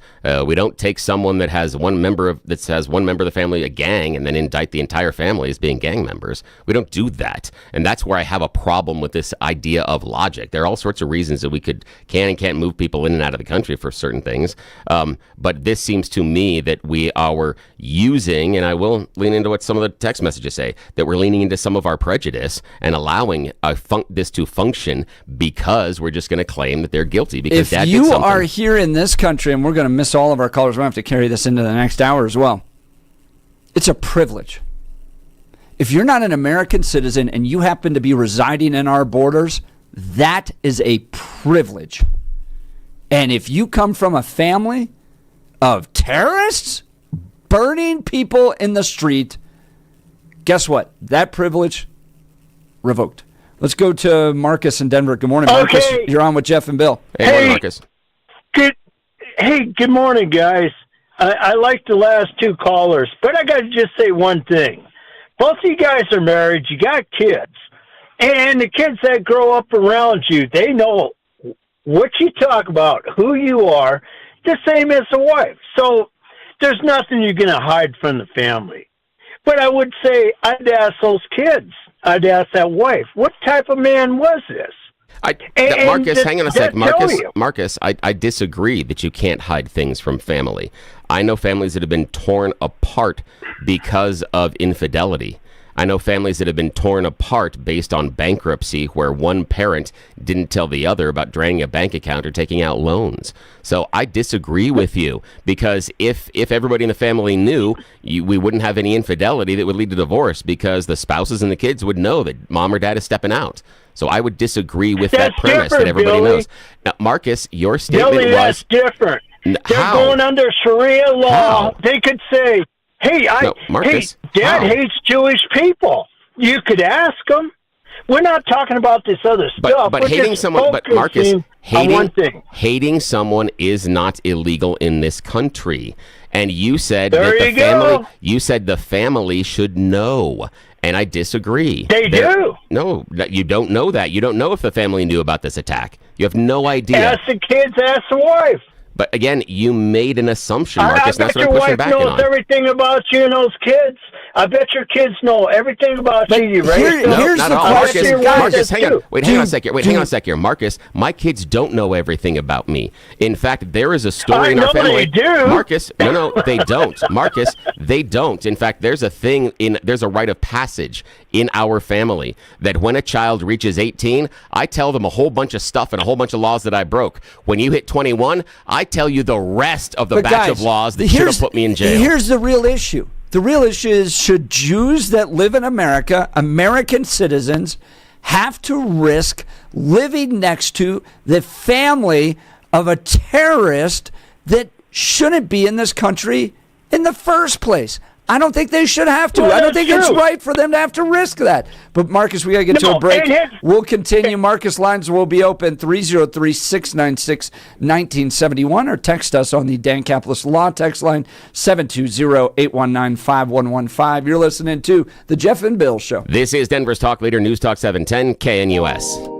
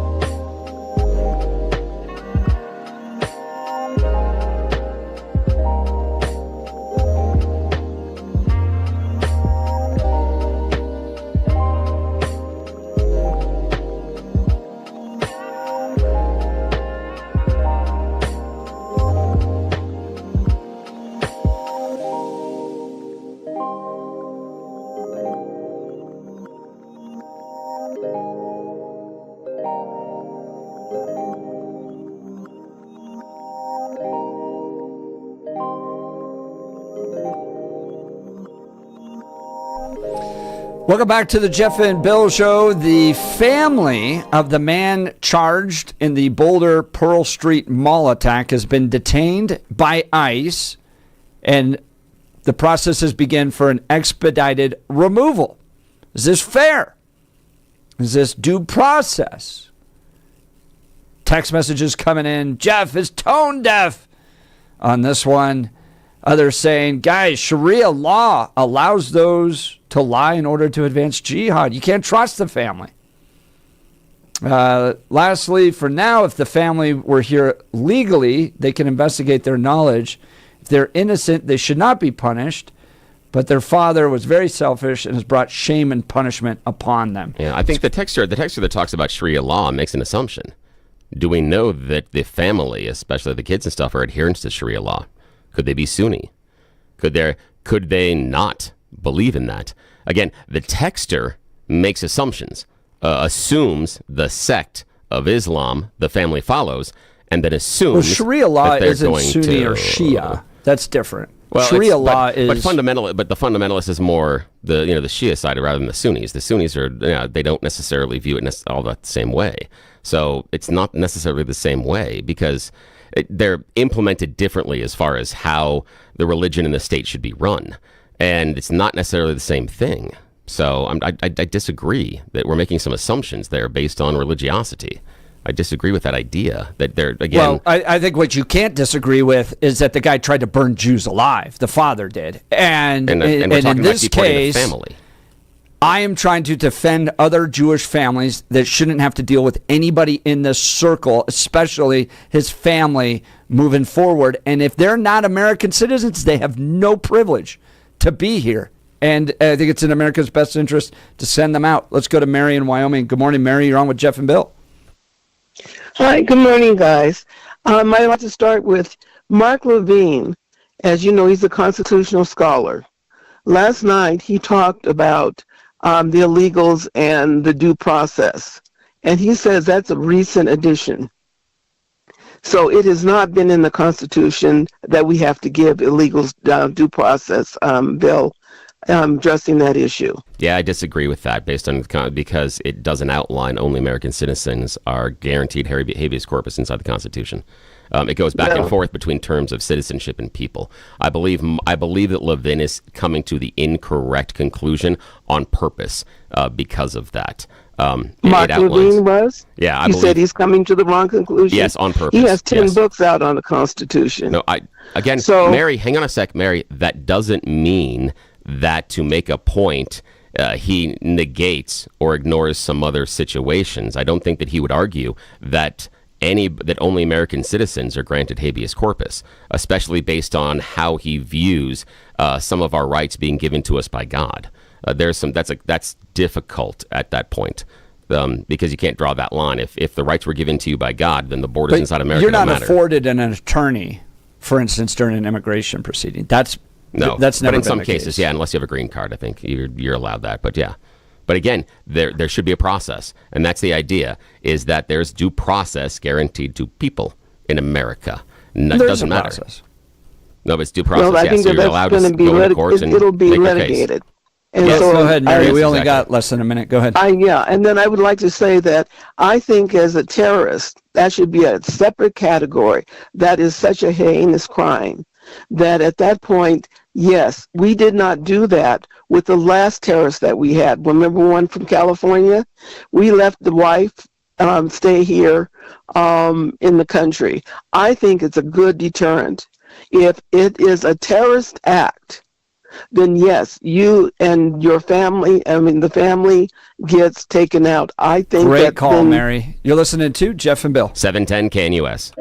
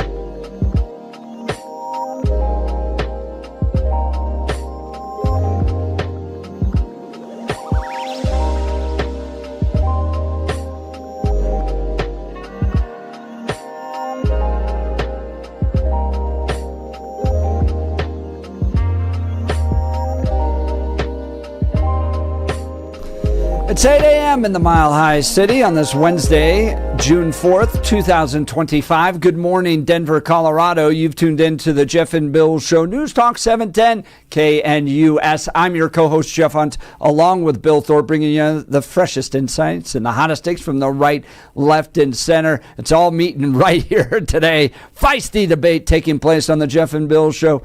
The family of the man charged in the Boulder Pearl Street mall attack, right? The Molotov cocktails burning Jews up there. The guy from Egypt, the guy who'd overstayed his visa, was in the country illegally.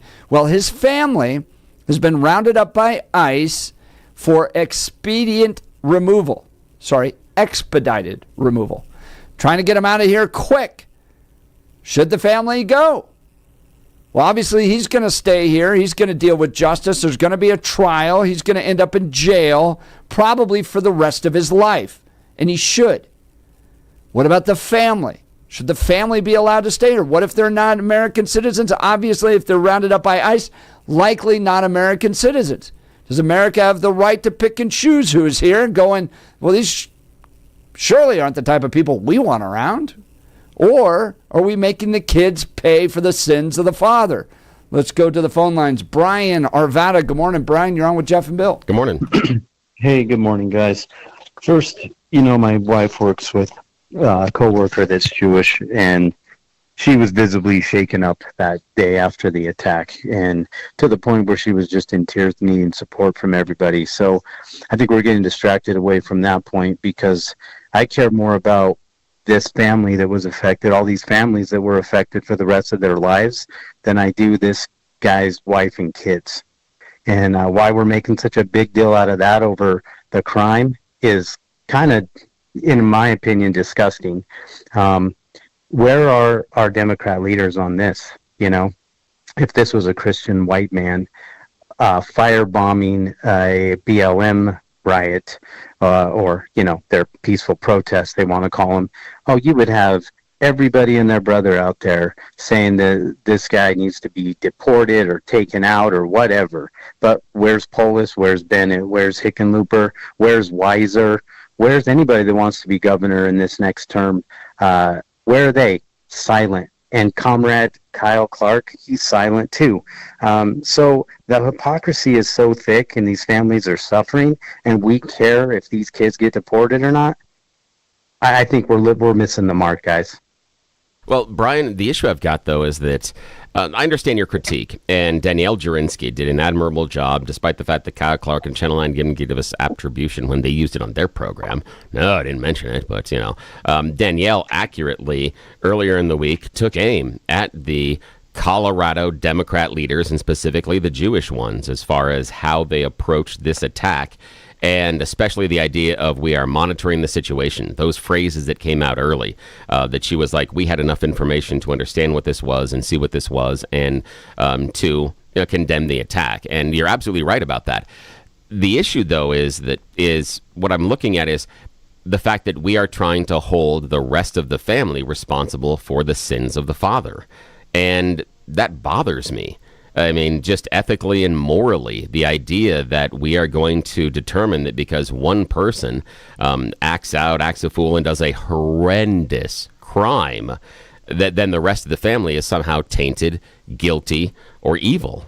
I mean, help me get there, man. Well, I think it comes to a few callers ago said that when it comes to terrorism, I think it's a whole game changer. I'm not going to compare terrorism to blue collar or white collar crime. I'm not going to compare terrorism. Can we compare it to murder? To anything else? Can we compare it to murder? I don't even know if I could get there. It's an ideology. It's a threat on our way of life. These other acts could be any other reason. This was an unabashed anti-Semite who hates America and hates Jews, and he's in our country on an expired visa. I wouldn't necessarily. That has nothing to do with a white collar crime. But those are different acts of Brian, terrorism. You just went back to white collar. We got to look at the family. Brian, hang on. You just went back to white collar crime. I brought murder to the table, and I'm sorry. I believe that murder goes against the fundamental principles of America, and that does impact our way of life. Yes, It does. So do we? But it's targeted for different reasons, But Billy. hang on. But you don't know that. I mean, I could go out there and murder people because hang on a sec, not necessarily for terrorist reasons, but I could go out there and murder people for a lot of different reasons. But the idea is you're just classifying it based on terrorism. And if it's terrorism, if we say it's terrorism, then you're saying we can hold the entire family responsible. So the idea being then is, should we start hunting down Timothy McVeigh's extended family and putting them in prison? Where you're mixing it up, though, is holding the family responsible and maintaining the privilege of staying in this country. There's no right to come to America. It's a privilege to be in this country. We get to pick and choose.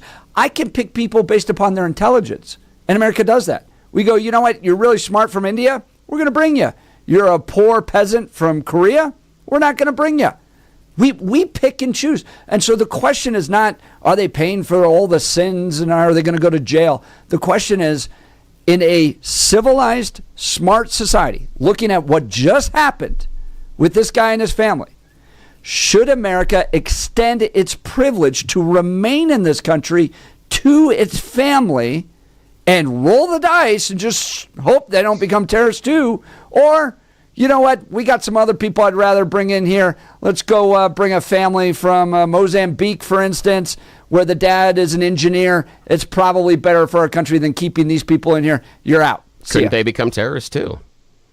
Couldn't they? Well, I mean, then anybody could, right? But then doesn't that erode your justification for throwing the family out? And again, yes, America can pick or choose, but what I'm asking about is the ethics and morals behind the idea of holding the entire family responsible for the sins of one person. That is irrelevant of immigration status. But with your example, it's totally irrelevant based on immigration status. Yeah, your mechanism of wanting to deport them does matter in this example. But my question is about the ethics and morals of holding the rest of the family responsible for the crimes of a certain individual. Now, you can say that if they're in the country illegally, then I am going to ethically and morally decide that everybody's guilty. I'm going to paint everybody in the family with the same brush. Fine, but be honest about it. And be honest that it doesn't necessarily function as a deterrence. This is just about revenge and makes us feel better. Fine. If we want to be that stereotypical with it, okay. But I question the ethics and morals behind that. I don't think it's right, regardless of situation, to hold people, other members of the family, responsible for the sins of one person.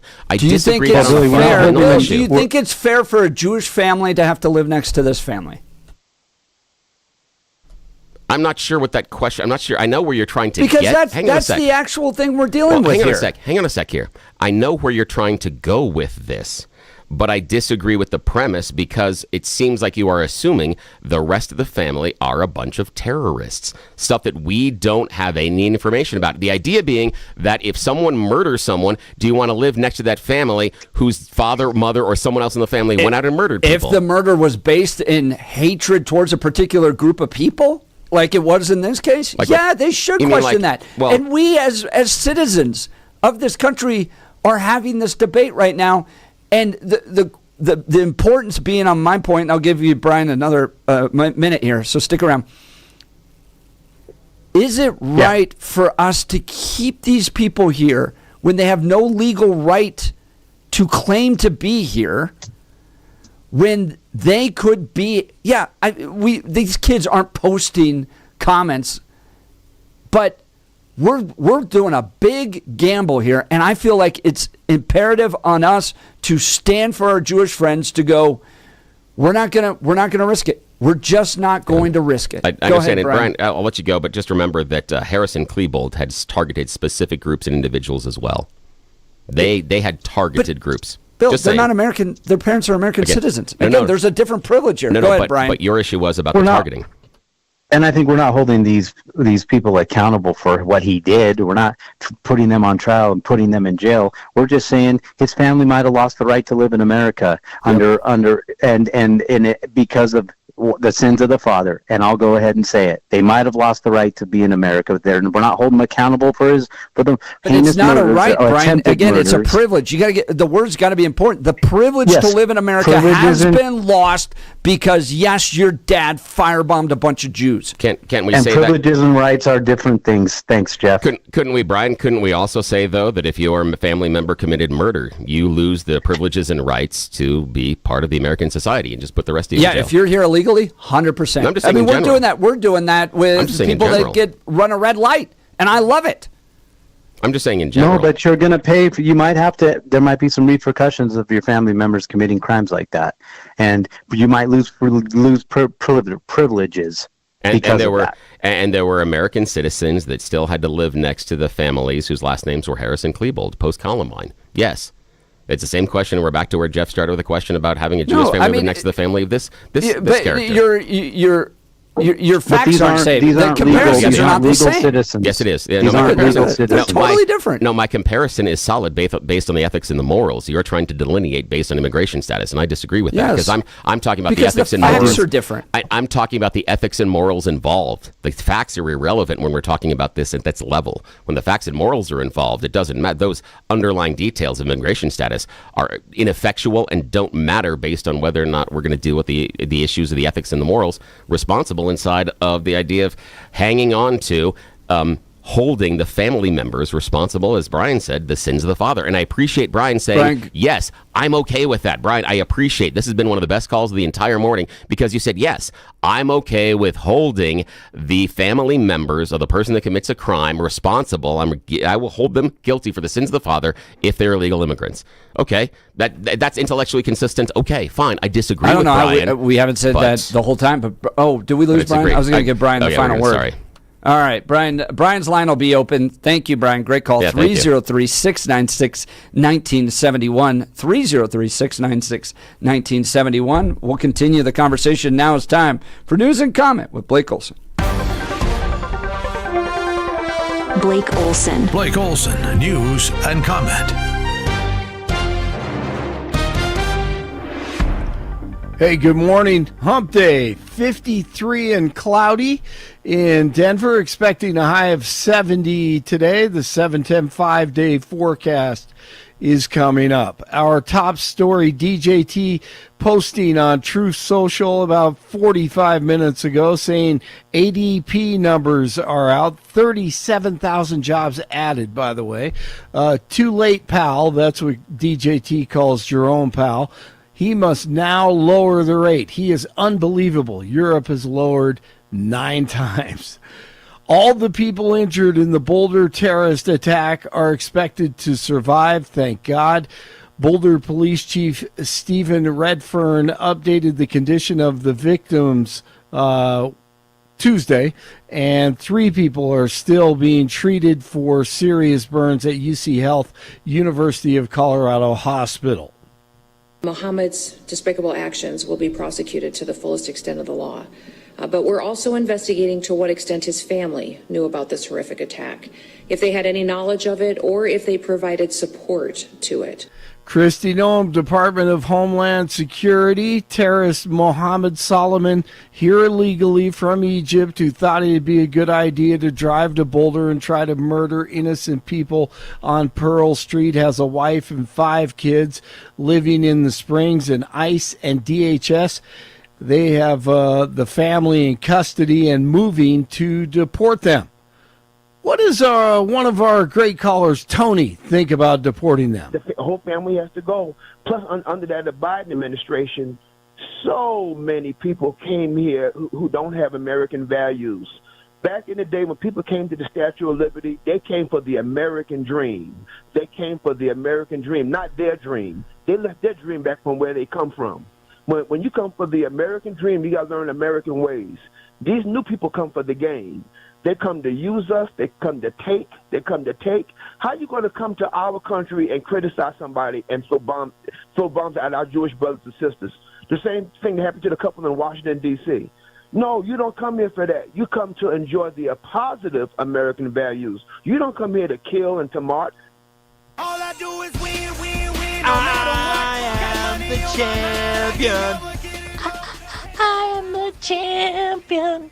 But gone is the loser. 'Cause I am the champion of the world. Greatest call ever, Tony.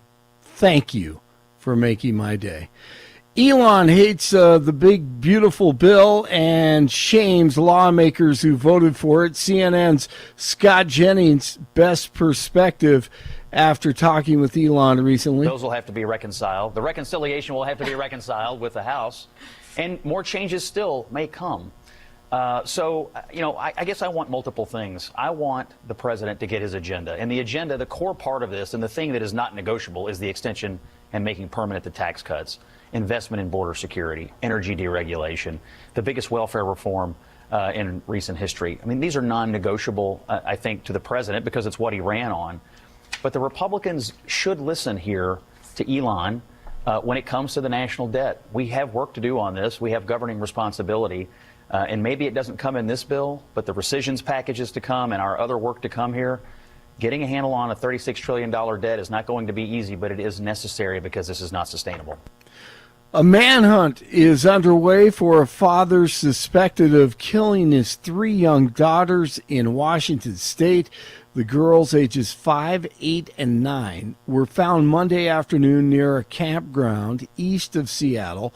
Police say Travis Decker is wanted for their murders. He picked up the girls on Friday for a scheduled visit, but never returned them to their mother.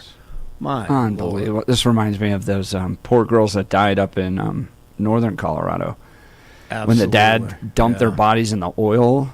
Right, in Firestone, I think. Firestone, yeah. Jeez. I mean, these little girls, and then their dads. Man, that's some serious mental illness, man. How as a parent? Burn them alive. God. Unbelievable. Those guys. Horrible. Terrible.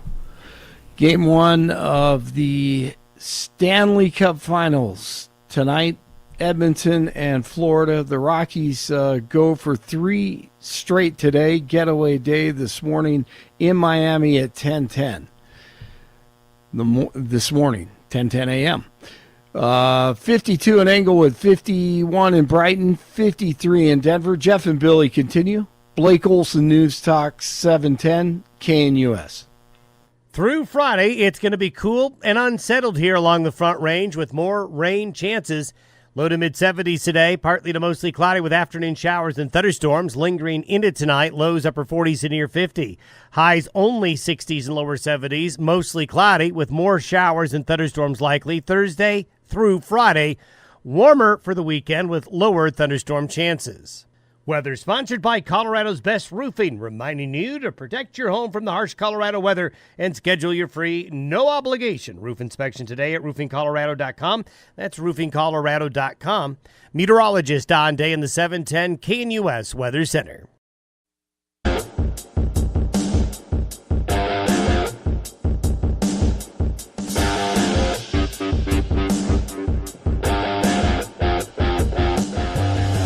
All right, we are talking about the ICE detaining family members of the man charged in the Boulder Pearl Street Mall attack for expedited removal.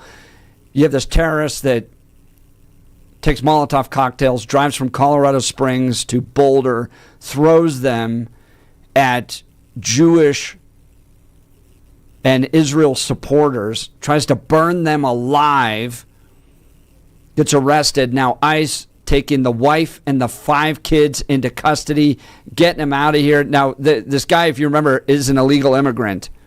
He was not supposed to be here, overstayed his visa twice, and then commits this heinous crime.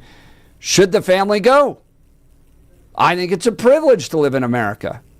An incredible privilege. And when you are an American citizen, you get lots of rights that come with being an American citizen. But we get to pick and choose who comes across our border. There's no international right that you just get to come here. And when your family demonstrates that they're this crazy, this anti-Semitic, when you threaten Jewish neighbors the way this family did, you got to go. I'm sorry, the whole family needs to go. If not, you get the whole complaints, well, the family's not together. Oh, my gosh, we're deporting without the family, all that. No, whole family goes. There's lots of other families I'd like to have in this country rather than this one. Am I making the kids pay for the sins of the father? Lots of text messages on this. Dwayne, Divide, great to hear from you. Good morning, Dwayne. You're on with Jeff and Bill. Yeah, good morning. Good morning, gentlemen, and a big nod of the hat to Blake Olson for his Chicken Little reference there on the We Are the Champion. Very nicely done, Blake. Oh, yeah, that was great. What we have to look at here, Jeff and Bill, is we take out Jewish. The fact that he was doing a crime of Molotov cocktails and everything else is a horrific item. Now he's gone to hate crime status by going with attacking a Jewish situation. Now that he's been expired, he had one of those N1V visas or whatever it was. He outstayed that. He was given privileges from the Biden administration to stay and work with that. And if the family is here post-visa, they have to go. That's simple. You go overseas, when I'm going to be going here in about 2 weeks, I have a 21-day visa. And if I stay 1 day later, they're going to sit there and take me, throw me on a plane before I have a chance to think. You know, Dwayne, you do make a good point, and I do feel that part of the problem with our immigration system is we do not keep closer tabs on those in the country based on immigration visas. I know that had a friend that had an experience in Australia and had Australian immigration and customs authorities show up the day before they were supposed to leave at their hotel room and said, knock, knock, knock. We're just reminding you. Hope you've enjoyed your stay. Anything else we can do for you? Oh, yeah, just a friendly reminder. You're supposed to leave tomorrow. And so, yeah, I can see that. And I agree with you that we should keep tighter tabs on the visa expirations. Now, regardless, we don't know the status of the family, if they, what their status was. We can assume they're illegal. And yes, you can kick someone out for any reason at all, and as long as you have violated our immigration laws. But do you think that we should? I'm talking the ethics and morals behind it. Do we hold the family responsible for the sins of the father? What do you think about that? Well, and Bill, and I said to you here on the pre-call, yeah, the fact that these kids may be just living the American dream and we may be throwing away 5 diamonds, I do not know, but they should be allowed a chance to come back and say, even though my father did something wrong, here's what I did while in this country. That's going to be something that will have to be fought out through other means. But if they have overstayed, as you said, Australia, every week I was getting a call going, so you're leaving on the 19th, right? I said, hey, Sunday night, we're ready. I'm on an airplane Monday morning, and we have to keep telling them that. Yeah, they do a good job. I wish we would approach it more like Australia, honestly, just personally. If I got the magic, Jeff and Bill won and got to wave the magic wand, I would love to have us approach it that way because we seem very unconcerned about people that are overstaying visas. And as we saw during the Biden administration, that was one of the largest cohorts of individuals that comprised illegal immigration in this country, were people that just were allowed in the country at first and then just decided to overstay their visa. Well, we're a very compassionate nation. Yeah. We will sit there and help anybody, and we will work our butts off to sit there and make sure that people can experience the best of everything possible. There was a little carnival in town, and nobody at the ride spoke English. Everybody had translators on their smartphones, so you could sit there and ask them questions. I don't care what they were doing. They were making an effort. But if you sit there and overstay your visa, then the family has to sit there and say, it's time to go. What the man did, that's going to be separate charges. We have hate crime, federal crimes, and everything else. But if you've overstayed your visa and you're here on the lack of ability and you don't have a green card or one pending to sit there and come with, you've got to go. And Dwayne, you're right about the facts on that. And I think Bill brings up a good question. Okay, let's say that they haven't overstayed their visa. Let's say that they're here still as guests in the United States of America, which is what they are. Yeah, maybe the kids have student visas or something else. Yeah. Simply because of what the father did, should they go? I say absolutely. Well, that's, I ride with Bill on some of this, and I ride with you, Jeff. If the children are doing well and they're showing benefits and everything else to improve and become quote-unquote Americanized, then we have to sit there and say, okay, what do we have here? Even if they've overstayed the visa, they can sit there and come back and apply. I have a dear friend, first-generation American. Her children are American citizens, and she's busting her hump. She has 3 streams of income. She's working herself. The daughter is going to become a licensed NLPN nurse, and she has one daughter that has Down syndrome, so she'll be receiving care and benefits for that, and all her other children. Her sisters, everybody else, her sister's son is in the Air Force, and he's already coming into OCS because he's doing such a great job, and he's Muslim, and they don't seem to have a problem with that in the Air Force. He gets to eat a halal diet, but he's sitting there, doing everything that a citizen should do, and he's doing a great thing, and he's doing a great job for the military, i.e. for the United States. To paint the bigger broad brush of everything seems simplistic. But we need to sit there and also say, you're here, your visa's extended. Yep. No, it isn't. Your visa's dead. You've got to go reapply. And what I find fascinating in this, and you picked up on it too, Dwayne and Bill, is that when we travel, and I've got a daughter traveling internationally right now as a missionary, we go to those other countries and we see ourselves as guests of those other countries. And where my daughter's traveling, for instance, they have very different social expectations than we do here in America, particularly with regards to how she dresses. So guess what she did?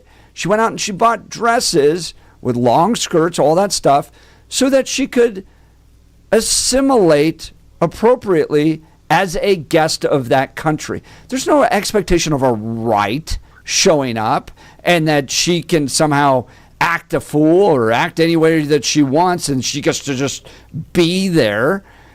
So I feel like when Americans go out, we travel, we see ourselves as guests. This idea that this family that's here on a travel visa somehow gets all the rights and privileges of being here and maintaining the right to be here. No, they're guests, and clearly they've demonstrated they don't respect our laws. Get them all out. I would push back on the idea that as Americans, we universally travel and view ourselves as guests because we have gotten the reputation as ugly American tourists for a reason. We didn't do that by showing up and behaving like we are the guest in the family. We did that by showing up. Did we expect, though, that the other countries would pay for our schools and all that and provide scholarships? Not my point. You said that we go in and when we're traveling that we always behave as if we are this welcomed guest in the country, and that is not universally what happens with Americans. When we travel, I think there's a difference between being rude. But hang on, I know, but the issue is that your example was that we go in there and we honor their cultures and their customs and everything else. We have developed an international reputation for rude American tourists. Some of us behave some way, some of us behave the other. That's all I'm going to point out in that one, is that universally the example is not that we always go to the other country and behave as welcome guests. We don't always do that. Dwayne, last word. Well, gentlemen, I've been traveling to many areas this year because of my new employment, and when I'm overseas this time, I'm gonna be in uniform, and I make sure that I know who everybody is. I make sure that they smile. I respect everyone quietly, and I want to make darn sure that if they have any questions with me whatsoever, that they go, "Oh yeah, you're the nice guy." And a lot of people are like that. I wish the best for your daughter during the situation, Jeff, and Bill. I agree with you on so many things. I hope your boys are doing well. Ours is doing fine. Okay. And we're just wanting to make sure that we just have balance in our lives. I don't want to see these news stories, not because I want to hide in a hole, but I want to just say we need to come back to a more cohesive unit as a society and as a culture, and we need to sit there and say, oh, he's bad, we need to stop him. Why nobody didn't tackle this guy when he was spraying everything? Had I been there, arthritic, old and brittle, well, I would have loved to have seen him shot. But in any other situation, I'd have tackled him and just sat there and said, okay, we're done with this, as opposed to letting one person get hurt. But that's me. I'm old and brittle and stupid. Dwayne, always good to hear from you. Thank you so much for the call. And so glad your son's doing well. Thanks, man. It's great to hear from you. Dwayne's line will be open. Dwayne from Divide, 303-696-1971 is the line if you want to jump in here. What are we doing on time? Let me get a read in here, and then we'll continue with the phone calls. All right, let's talk Dan Caplis and Dan Caplis Law. Dan suggests you should choose a lawyer who shares your values because who you choose to represent you in an injury case says a lot about you to everyone involved in the case. Dan Caplis, the son of a police officer and a former seminarian who's dedicated the last 40 years of his life to helping people who are hurt in serious motor vehicle crashes. Dan is believed to be the only lawyer in Colorado history to win 5 straight multi-million-dollar verdicts in Colorado crash cases. Dan is also believed to have won the largest truck crash verdict in Colorado history. In fact, Dan Caplis Law is so trusted, he's the official law firm partner of the Denver Nuggets and the Colorado Avalanche. Dan Caplis Law is a serious firm for serious cases. Dan accepts righteous injury cases on a percentage fee basis so that he can represent good people from all walks of life without regard to ability to pay. So if you need Dan's help, give him a call. Here's the phone number, 303-770-5551. 303-770-5551 or hit dancaplisLaw.com. That's Dan, C-A-P-L-I-S Law.com. We're talking the pending deportation of the family involved, the family members of the man who engaged in the Boulder Pearl Street Mall attack. The guy with the Molotov cocktails. Here illegally. His wife and 5 children now picked up by ICE and an expedited removal coming. Do they deserve to go? If they've overstayed their visa, that's pretty simple. They've just violated that. You need to go. But bigger question, even if they didn't, should they stay in this country? Text messages coming in 1839. Those children are now prime candidates to be radicalized now that their father will never see the day of light again. They have to go and never be allowed back. Let's go to Beau in Lakewood. Good morning, Beau. You're on with Jeff and Bill. Morning. Yes, good morning to you and your listeners. I have an example about punishing the family for this crime. Interesting, okay. In the 90s, I went to China. Been to China 3 times, and I just want to give an example. When I was in the cities of Nanjing, Guangzhou, and Beijing, I was in the city and I asked the tour guide about graffiti. I said, "Why don't your cities have graffiti?" And she didn't understand what graffiti was. So I sat down and I drew her a picture of a stick figure with a spray can painting the side of a building. And then she understood. She says, "Yes, we don't have that like in your country. If someone gets caught defacing a building, the mother and father get arrested, and so does the other family members, aunt and uncles. They don't get arrested. They go to prison. And henceforth, they have no graffiti in that country because of the deterrence of punishing the whole family for the crime. So I just think it's a deterrent. I just want to give an example of what other countries do. Now, that's an interesting one, Beau, and that's kind of where I was going, and I really appreciate the phone call, and I wanted to kind of get your idea about this. Do you think that it is a deterrent then for someone that is in the country, either on a visa or in the country illegally, to not commit crimes because we then will round up your entire family and put them in prison or deport them? Do you believe that is a deterrent? Absolutely. Look at China. Okay. Yeah, now, I mean, should we then cross apply that, since it is an effective deterrent based on what you say? Should we cross apply that to crimes committed by Americans? I brought the example up in the last hour. Someone that commits rape, murder, embezzlement of millions of dollars, domestic violence, things like that.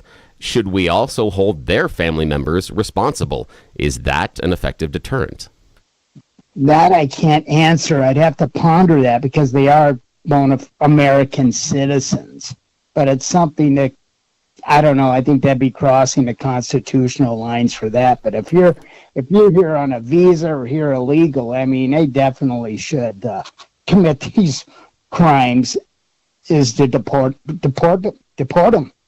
I mean, it just sends a ripple effect to other people wanting to do Yeah. crazy things like this. Here's the thing is, I'm of two minds on this. I can understand why, and I really appreciate the phone call, Beau. I understand why that we would want to deport them emotionally, but where it hurts me ethically and morally is if it is a deterrent, as you said, Beau, then it should be a deterrence universally. That if we think it's an effective deterrent for people that are in the country, either on a visa or illegally, to not commit crimes, then obviously we should then have that same deterrence for the American people that are also committing crimes. American citizens commit crimes at a level far superior than those that are in the country illegally or here on a visa. So if we're talking about this being a deterrent that will stop crime, and if it's effective, then we obviously should include it to American citizens and start throwing their family members in jail. Well, text messages pointing out oftentimes lawmakers do that. Somebody commits a crime and then they make the general public pay for it, especially with regards to Second Amendment rights. All right, we'll continue. Phone lines are open, 303-696-1971. Text us on the Dan Caplis Law text line, 720-819-5115. You're listening to The Jeff and Bill Show. This is Denver's talk leader. Brandon, hang with us. You're next up. We are 710 KNUS.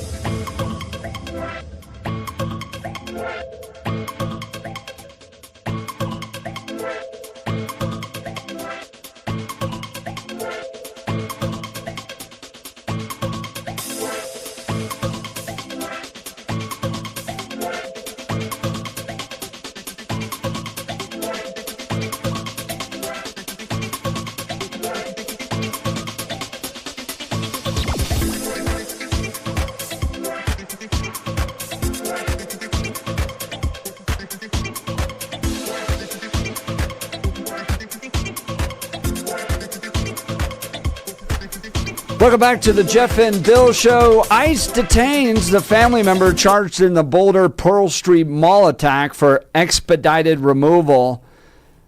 We're not seeing a lot of details with regards to their current legal status, but the point being in America as a guest is a privilege. And you got family members engaged in terrorist activities? Well, you gone. And I think it's fine. And I don't see it as a problem. Others saying, why are we punishing the family for the sins of the father? Is that real justice? Let's go to the phone lines. Brandon, Denver. Good morning, Brandon. You're on with Jeff and Bill. Morning. Good morning. Good morning, Jeff and Bill. This is absolutely great. This is an important subject. I like what y'all are talking about here. It is a no-brainer in a sense. The family's got to go, but let's back it up here. Bill is an exception and an exceptional thinker, and that's part of the reason why this is great radio, because Bill is throwing some things out there saying, hey, well, hold on now. You know, we got all kind of families that are neighbors and all kind of things going on domestically and all that. In this case, it really is a no-brainer. Most people would say, well, yeah, the family's got to go. You know, they got to go. I mean, even a 5-year-old kid would say, yeah, the family's got to go. They've got to pay the price. Now, but I like Bill. What he's bringing, because he's bringing up things that kind of ruffle the feathers of people who are just like really concrete and just kind of walk the line. And Jeff kind of represents that. Man, this is a no-brainer. Why are we? This is not even a debate. And I understand where Jeff is coming from, and it's great. But I like Bill, because we got to ask these questions. Now the problem is, as I see it, is Bill is going from the personal, level, which most people are answering the question on. Well, yeah, that family's got to go. That's a no-brainer. But when you kick it up to the social, moral, ethical, which is a higher level of thinking and logic and cross-apply, which Bill is great at doing that, that's when it starts to get a little, people start to say, well, okay, I see, and they get on their heels, and Bill's great. But again, if we're talking at the lowest level, personal, level, it's a no-brainer. But when we kick it up to the higher levels, I mean, Bill's got something to say, and I respect it, Bill. I respect what you're saying. Dude, I got to tell you, Brandon, I appreciate this so much, man. And I got to tell you how hard this is, because as you outlined, emotionally, yes, I see that family and go, yeah, because of what Dad did emotionally, I do want to say, no, you forfeited your privilege. And Jeff is 110% right. And this is why I love doing the show with him. He's right that it is a privilege to be in this country based on immigration status, visa, whatever it is, asylum claim. But do we then hold everybody responsible for their sins? Now, Brandon, I am going to give you the magic Jeff and Bill wand. Would you wave that wand and say, you got a couple of choices here. One, that this is such an effective deterrent that everybody's family should be held responsible for crimes that they did, that someone else in the family did. Only the violent ones. We'll just do that, or big white collar crimes. Those families, even American citizens, could be held responsible. Or we only will hold the families of illegal immigrants or those here on visas responsible. Or the third option is we will judge everybody individually. What do you do with your magic wand? That's amazing. And I take that magic wand, and in the spirit of magic, I would say the families are already, Bill, the families are already going to pay the price. The families are going to pay the price, because think about the shooters. Yeah. These families, the neighbors, they already are in pain. Now, again, we're talking legal pain and something definitive in front of a judge and all that. I get it. But I'll tell you, on another level, these families are already paying the price of what their family member did. It's horrible, terrible. They'll never forget it. They'll have nightmares and visit their dad in jail and all this. So I would say, again, if we want to remove them. We have to have something judicious and governmental. I understand that, but on a spiritual, psychological, heart level, these families are they're hurt. They're hurt, man. Brandon, you are right, man. Because guess what? We don't have a lot of people running around the earth right now with the last name of Hitler. That name, kind of went away, and nobody's naming their kid Adolf either. You're right, man. That I think that they will be held responsible and they will pay for it. Brandon, that is fantastic. Great Thank you so call. much for the wonderful Brandon, compliments. Thank you, man. Denver, have a great day. Line open 303-696-1971. All right, we know Memorial Day has passed, but today's the last day. You guys got to get on it to get a Mountain High Appliance discount on your KitchenAid appliance packages, okay? You can save up to $4,300 during the Memorial Day event on KitchenAid appliance packages at Mountain High Appliance. They're proud to offer KitchenAid, an iconic brand trusted for over 100 years, but don't wait. Today's the day. You got to get after it. When you think appliances, think locally owned Mountain High Appliances. All right, we'll continue with phone calls and texts. You're listening to The Jeff and Bill Show. This is Denver's Talk Leader. I've got Francis and Barney coming up. Don't miss this. We are News Talk 710 KNUS.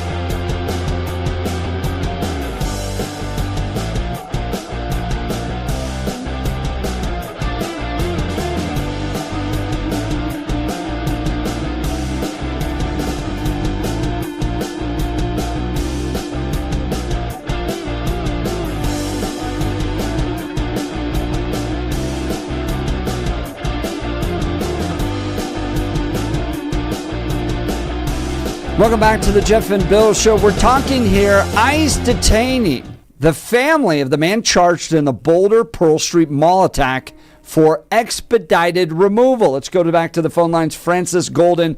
Good morning, Francis. You're on with Jeff and Bill. Yeah, good morning. Hey, guys. Hey, I think we have a problem with a little bit of amnesia. There was a similar incident that actually produced 10 deaths in King Soopers in Boulder from an individual just a couple of years ago of the same similar ethnic background, I think, but certainly same religious background. And there was a hue and cry among what I would call a subsection of jugheads who wanted that family, who was here, legally investigated and, if necessary, removed. And I want everybody to step back a little bit and ask themselves, are people taking a position that the sins of the father should be visited on the family here because of ethnic and religious background? Because if you're doing that, is there even a tinge of that? Because I think you scratch the surface of some of this, and that's what you're getting. Then you're engaging in, first of all, a deductive fallacy, logically, but it's a very dangerous path. And I really want people to think about that. Because, look, we are, no matter what others want to believe, a very hodgepodge society.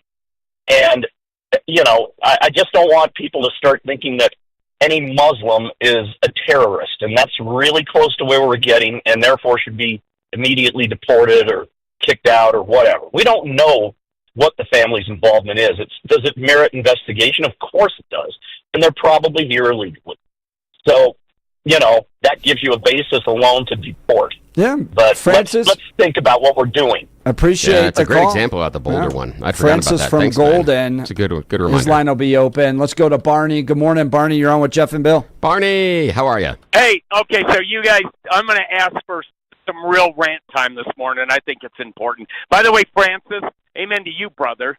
I love these people. Well, first off, let me start off with, when Rob O'Neill shot Osama bin Laden in the face 3 times and dropped him, his 2-year-old kid was here.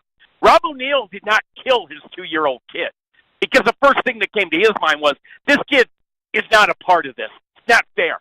So here you have about the coldest-hearted, best warrior on the planet, takes out the bad guy and leaves the kid. So let's put this in perspective for starters. You want to talk to me about what I think of America and what we've done over the last 20 years? Yeah, I voted for George W. twice. What a turd. These turds have led us down a path. So if you had me on the corner and I was a Muslim and I was American, whatever, what I'm trying to say is, first off, the daughter has 2 scholarships, the way I hear, CU and CSU. I find it hard to believe that is a bad kid. I just really find it hard to believe. And if you want to hang out the family, okay, why don't we go kill Dylan and Klebold's parents? This is just asinine. We know what FDR did. Hey, good one, FDR, locking up Japanese Americans in internment camps. You do the crime, you pay. First off, this puke tried to buy a gun. He should have been in jail after that. You go into a gun store, you fill out the app on a computer or the paper. They have plenty of time to call the cops. He was not a citizen. That's a felony. They should have locked him up then. So screw all these people that talk, we're going to toss the family out. Like, we really don't have to. We know that this guy was a puke. You throw gasoline on 50-year-old plus women and men, you're a puke. You're the scum of the earth. Barney, the question. Have you ever been on fire with gasoline? Hang on a minute. You get on fire with gasoline, a grown man, it will make you cry like a baby. It hurts. Very bad. And by the way, I know it was Dwayne that said this. That cop was not in a hurry to take this guy down. You know what? When there's a bad guy and it's really bad, you throw yourself at them. You take that puke out at your own demise.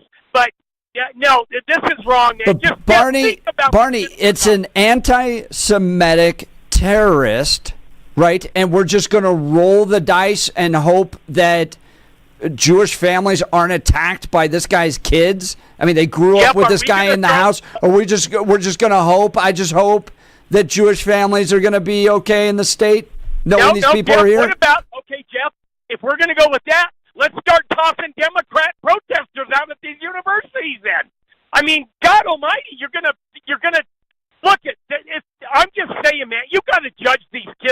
they are.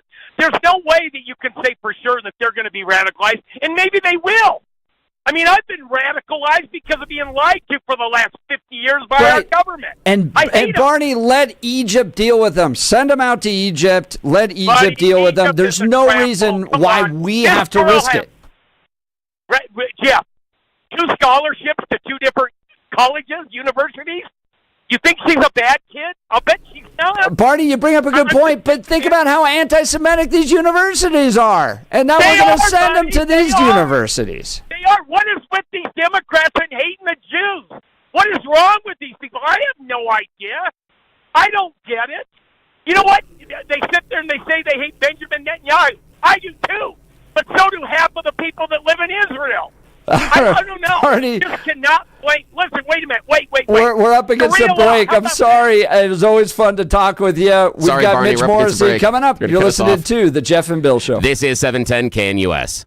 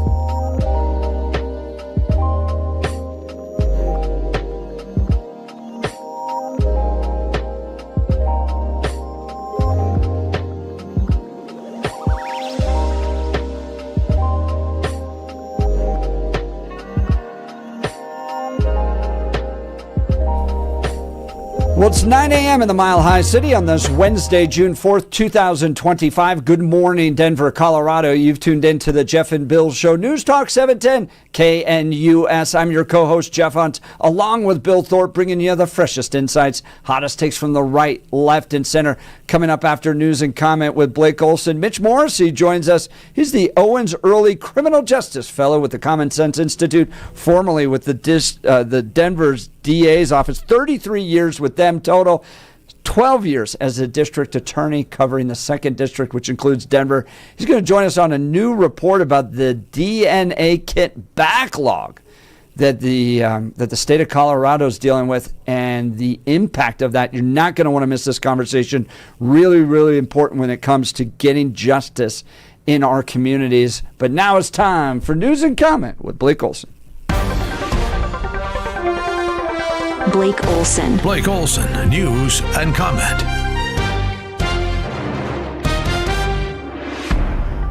Good hump day morning, 55 and cloudy in Denver, expecting a high of 70 today. The 710 5-day forecast coming up. Our top story. First off, this puke tried to buy a gun. He should have been in jail after that. You go into a gun store, you fill out the app on a computer or the paper. They have plenty of time to call the cops. He was not a citizen. That's a felony. They should have locked him up then. So screw all these people that got, we're going to toss the family out. Like, we really don't have to. We know that this guy was a puke. Barney speaks for a lot of Coloradans like me. The wife and children of Boulder terrorist Mohammed Solomon in ICE custody. Solomon's wife and 5 children in custody with ICE for expedited removal. The Department of Homeland Security is currently looking into more. Mohammed's despicable actions will be prosecuted to the fullest extent of the law. But we're also investigating to what extent his family knew about this horrific attack, if they had any knowledge of it, or if they provided support to it. DJT's big, beautiful bill is being criticized by Elon. Republican Senators Rand Paul and Mike Lee backed Elon's criticism, while House Speaker Mike Johnson called his comments very disappointing and terribly wrong. Once again, Scott Jennings crystallizes it. A few weeks ago, and he told me he's here to try to make America not go bankrupt. I mean, this is on his mind. We have a $36 trillion debt, and it should be on all of our minds. So that's number one. Number two, I don't think that we're done with the bill yet. I mean, as you know, and as the reporting says, lots of changes are going to have to be made in the Senate to get it out of the Senate, and then those will have to be reconciled. The reconciliation will have to be reconciled with the House, and more changes still may come. I guess I want multiple things. I want the president to get his agenda. And the agenda, the core part of this, and the thing that is not negotiable, is the extension and making permanent the tax cuts. New tariffs on imported steel and aluminum are now in effect. The White House says the increase in response to trade practices that undermine national security. President Trump announced the new tariffs last week during that rally in Pittsburgh at the steel mill, saying they will even further secure the steel industry in the United States. Eric Swalwell, the lion lefty, corrupt commie. He's out crying again on podcasts. My wife tells me all the time, you know what? The second they're not going after you, you're not affected. Oh. And so I wear it as a badge of honor that these guys would want to lie about me all the time, because I think it means that I'm landing punches politically on them that no, sting. You're not. And frankly, I think a lot of Republicans look at me as like, oh, that's a straight, white, Christian male, son of a cop. Like, everyone else like him looks like me. So when he comes at me, it's more betrayal to them. Like, I've heard that from them on their side, that's why they take it so personally. So I'm not going away. No one's ever told you that. You're such a liar. Corrupt, anti-American cheat. That's who you are. That's the only reason we don't like you. Quit crying, little baby. Now here's a true American, one of our callers, the great Tony. If you want to find out how many people are in this country. Go to Walmart around 5 o'clock in the afternoon. It's like a third world country. Colorado had its own identity once upon a time. Everything changed after the legalization of weed and COVID. When the legalization of weed and COVID came, everything changed. Yes, sir. Nailed it again, Tony. The Indiana Pacers are finally in OKC for the NBA Finals after facing travel issues. The team's flight to Oklahoma City was redirected to Tulsa to refuel due to severe weather. And the NBA Finals are set to tip off tomorrow night. The Thunder and the Pacers. Game 1 Stanley Cup Finals tonight. Oilers and the Panthers, Florida and Edmonton. And the Rockies have won 2 straight getaway day this morning in South Florida at 10:10. 52 in Parker, 53 in Broomfield, and 55 in Denver. Jeff and Billy continue. Don't come here tripping. No, you come here and enjoy the American values. You don't come with your own personal evil intent. The sad part about Colorado, the Trojan horse is already in. You got to get these people out of here because Colorado is a whole nother place now. We're going through a cultural renovation. Blake Olson, News Talk 710 KNUS. Through Friday, it's going to be cool and unsettled here along the Front Range with more rain chances. Low to mid-70s today, partly to mostly cloudy with afternoon showers and thunderstorms lingering into tonight. Lows upper 40s to near 50. Highs only 60s and lower 70s, mostly cloudy with more showers and thunderstorms likely Thursday through Friday. Warmer for the weekend with lower thunderstorm chances. Weather sponsored by Colorado's Best Roofing, reminding you to protect your home from the harsh Colorado weather and schedule your free, no-obligation roof inspection today at roofingcolorado.com. That's roofingcolorado.com. Meteorologist Don Day in the 710 KNUS Weather Center.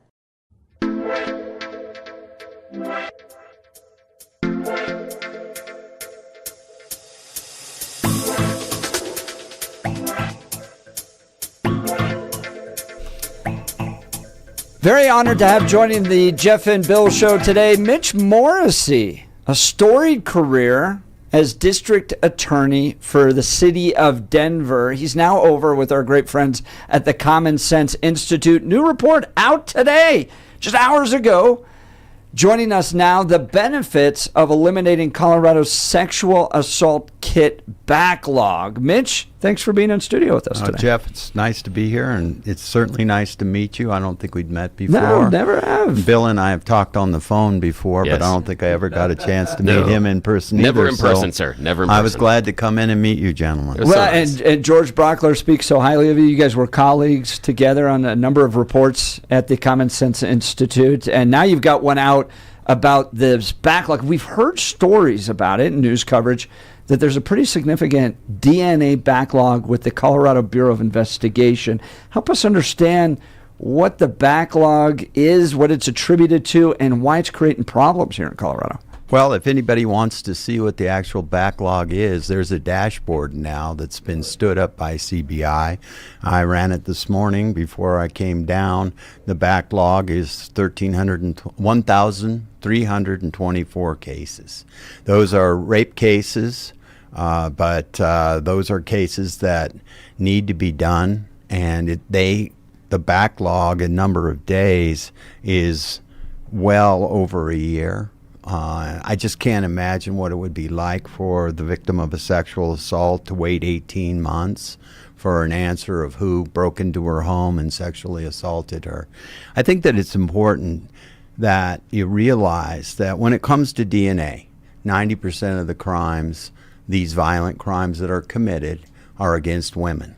And the 10% that are left are kids, about 9.5. So this is a science that helps us catch men that are raping, killing women and children in our community. So it's really important that DNA be run properly, that it be done well, that there's proper quality control when it comes into this.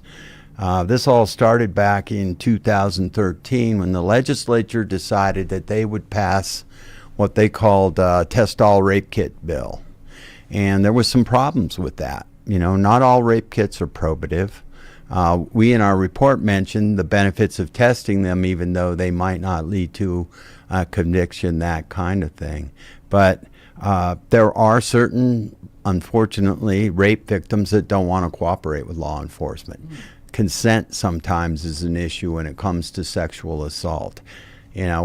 You test that kit, you prove that they had sex, but both people are saying they did. One's saying it was forced, and the other is saying it was consent. So, we had this huge cold case program, and we tiered out the sexual assault rape kits based on, was it violent? Was it somebody that didn't know the person? Was it a break-in? Was it a child? Those got priority. So by the time the legislature in 2013 passed this law, we had about 700 kits that were low priority that, because of consent and those types of issues, we hadn't gotten to. The problem with that law at the time, and I know the Denver Crime Lab was saying, you fund us too, and the other labs, and they didn't do that.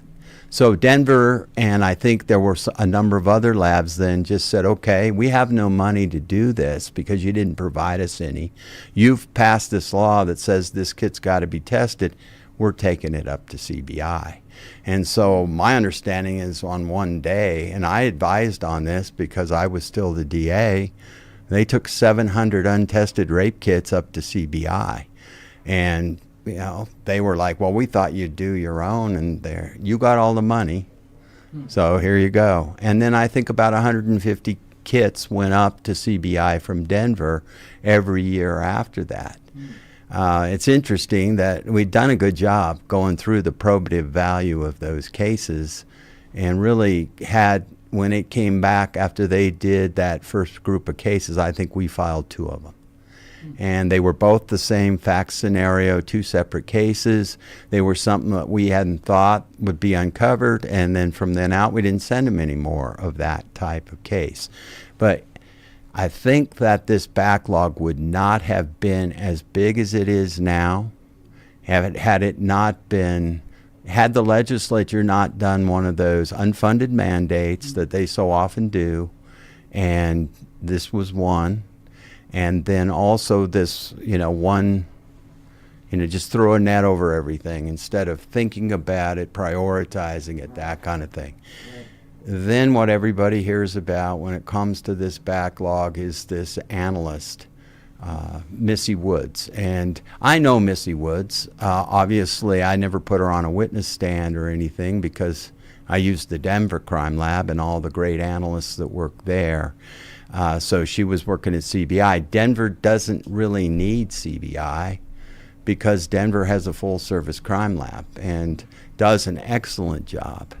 But I think a big part of what I see and what our report touches on a little bit is that this is somehow Missy Woods' problem and her fault. And, she's got to face a lot of charges and things, and everybody's read about that in the media. But I think that there's more to it than that, and I think it will come out. That's Mitch Morrissey. He's now the Owens Early Criminal Justice Fellow at the Common Sense Institute. Previously, a storied 33-year career with the Denver District Attorney's Office, serving 12 years as Denver's District Attorney. Let's talk what the report finds, which is that in light of not only delayed justice coming from this backlog, there's a lot of other issues that Coloradans are facing because of this DNA backlog. Talk to us about your report. Well, our report, I think, is kind of, to a degree, you're like, well, it's going to cost us $21 million or more to get this backlog done. But I think you got to keep in mind that when you're talking about sexual assault, and, we do these financial impact studies on all kinds of crime. The second most expensive crime, second to murder, is rape, sexual assault. So we are talking about when it costs society, when it costs victims, the years of post-traumatic stress, all of those things they have to go into, we take those into account. So we figure $21 million to get this backlog reduced. That is going to save the taxpayers the community of Colorado 10 times that, over 10 times that. So that's one of our critical findings, is that it may be 21 million to catch up here, but it's going to be 234 million savings. And that kind of savings comes in preventing sexual assaults, because we talk about the statistics on how many sex assaults will a rapist, a career serial rapist, commit during their career. And if you can stop that at the front end with DNA, you're going to save money.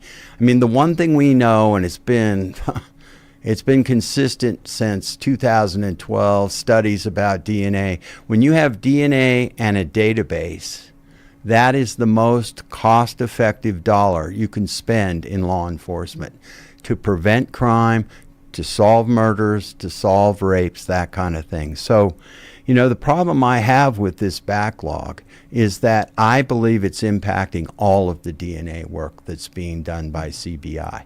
I have a company now, it's called United Data Connect. We solve cold cases with DNA and with genetic genealogy. And so we use genealogy to solve these cases. And we work with a lot of Colorado agencies that work with CBI. So, for instance, the Arapahoe County Coroner's Office, we're trying to identify a John Doe, unidentified remains, and they're waiting over a year for CBI. Now, that's not a rape kit. That's DNA on a blood card that's sent to CBI to get a profile that may help them identify this poor individual that was found dead under a bridge. They're saying they're waiting over a year. That's unacceptable. I mean, even if you take the Missy Woods problem, and obviously, you can't cut corners when you do this work, CBI had an unacceptable backlog before they even realized it. They had a 9-month backlog. Now, that's way too long. In the statute in 2013, they set kind of 180 days, or actually a 90-day turnaround time. That's what we're talking about here. So, every lab has a backlog. The question is, how do you manage it? How do you take care of it? And how much is it costing to not be doing that properly? We're talking with Mitch Morrissey. He's the Owens Early Criminal Justice Fellow at the Common Sense Institute. To the point that you're bringing out about this backlog, attesting, what you guys have found in your report, attesting costs about $2,000 per kit, and adjudication, public service, and work loss costs totally $82,000 per case. Clearing the backlog and prosecuting cases associated with it will cost the state $21 million. In return, Colorado's economy will eventually save $234 million due to prevention of future crimes. You also point out that by processing the 1,300 DNA kits in the state's backlog, Colorado could prosecute up to 200 rape cases.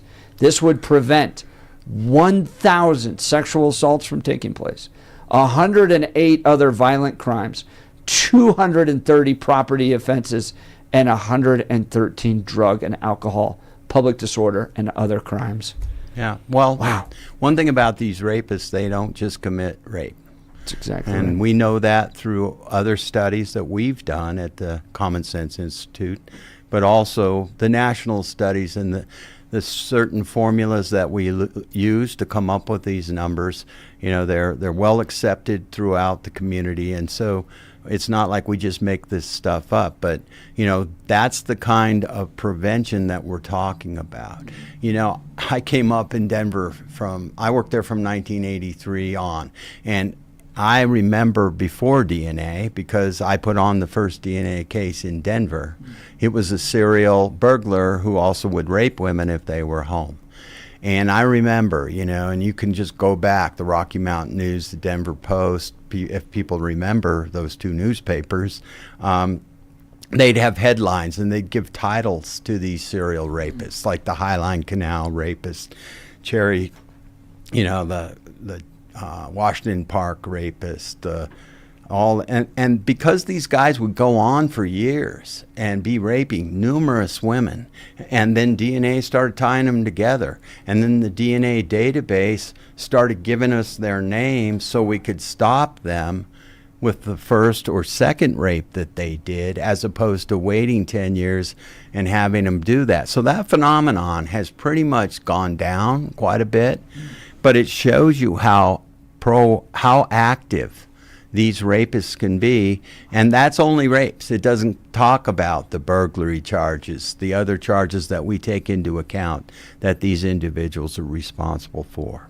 That's Mitch Morrissey, the Owens Early Criminal Justice Fellow at the Common Sense Institute. You'll also remember him from his work as the Denver District Attorney. Joining Jeff and Bill live in studio, we are talking about the backlog of DNA testing that is happening at CBI. Over 1,300 cases still need to be processed.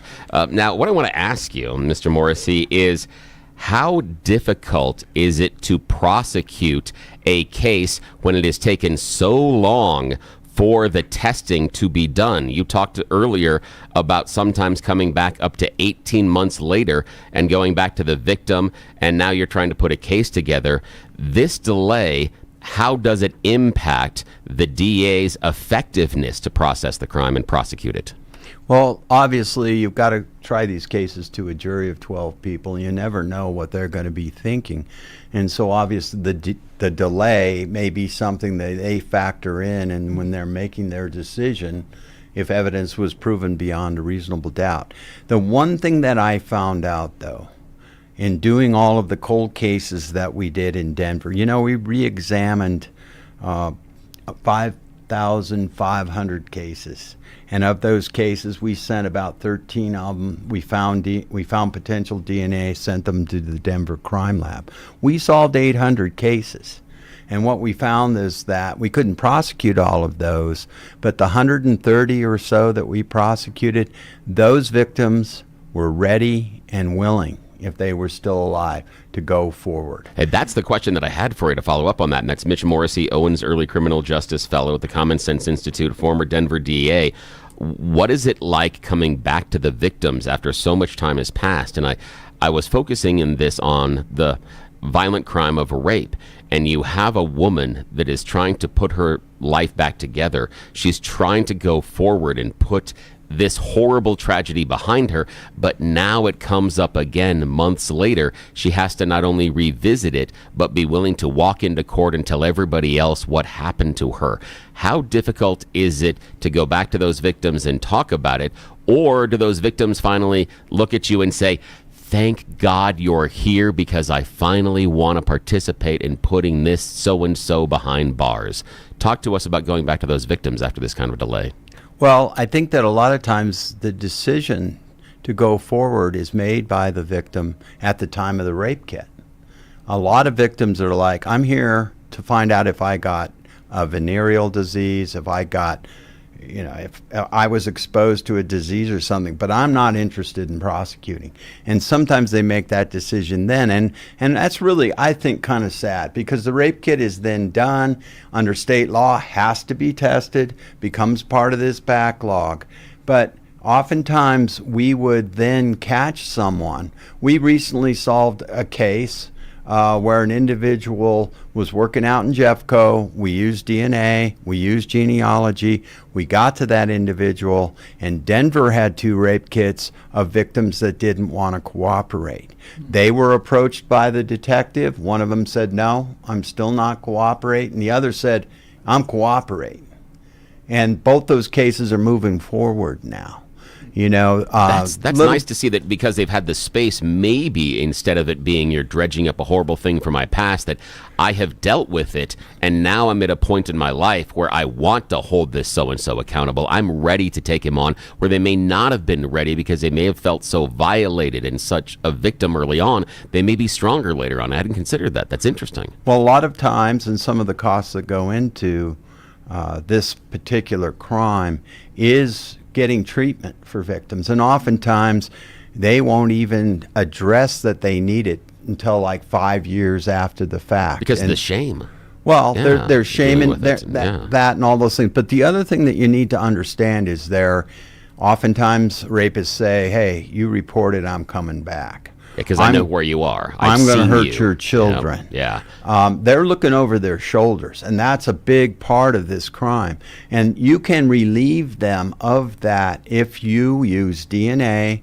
Hopefully they can help you, but oftentimes they didn't see their attacker. They got attacked while they were sleeping, hit from behind, I've seen it where pillows were put over. They couldn't ID, but DNA ID'd for them. And they showed up and they testified. And, I tried a number of serial rapists where we'd have 6 or 7 victims and they would come in. And sometimes we didn't get the results, sometimes a hung jury, that kind of. Next time you tried it, they were back again. Or you were trying them for another rape and all of the victims would come. And I can give you examples of that. Cheeseman Park rapist, that's what happened. It got tried like 2 or 3 times. And the time I tried it, those victims were there, and they wanted that man held accountable. And then we're talking about horrible things that were done to them in the course of the burglary, sexual assault. Short of being killed, I can't imagine what they went through other than listening to it from the witness stand. That's Mitch Morrissey, now with the Common Sense Institute, formerly district attorney for the city of Denver. So I just want to wrap my mind and make sure I fully understand the problem here. 2013, the state legislature says all rape kits have to go through a DNA test. That then increased the amount of pressure upon CBI and others, because prior to that, district attorneys were being judicious with regards to prioritizing certain ones, going, these are ones we got to get the tests on. Now we have to test everything, so it's just so much, it's backlogged the system.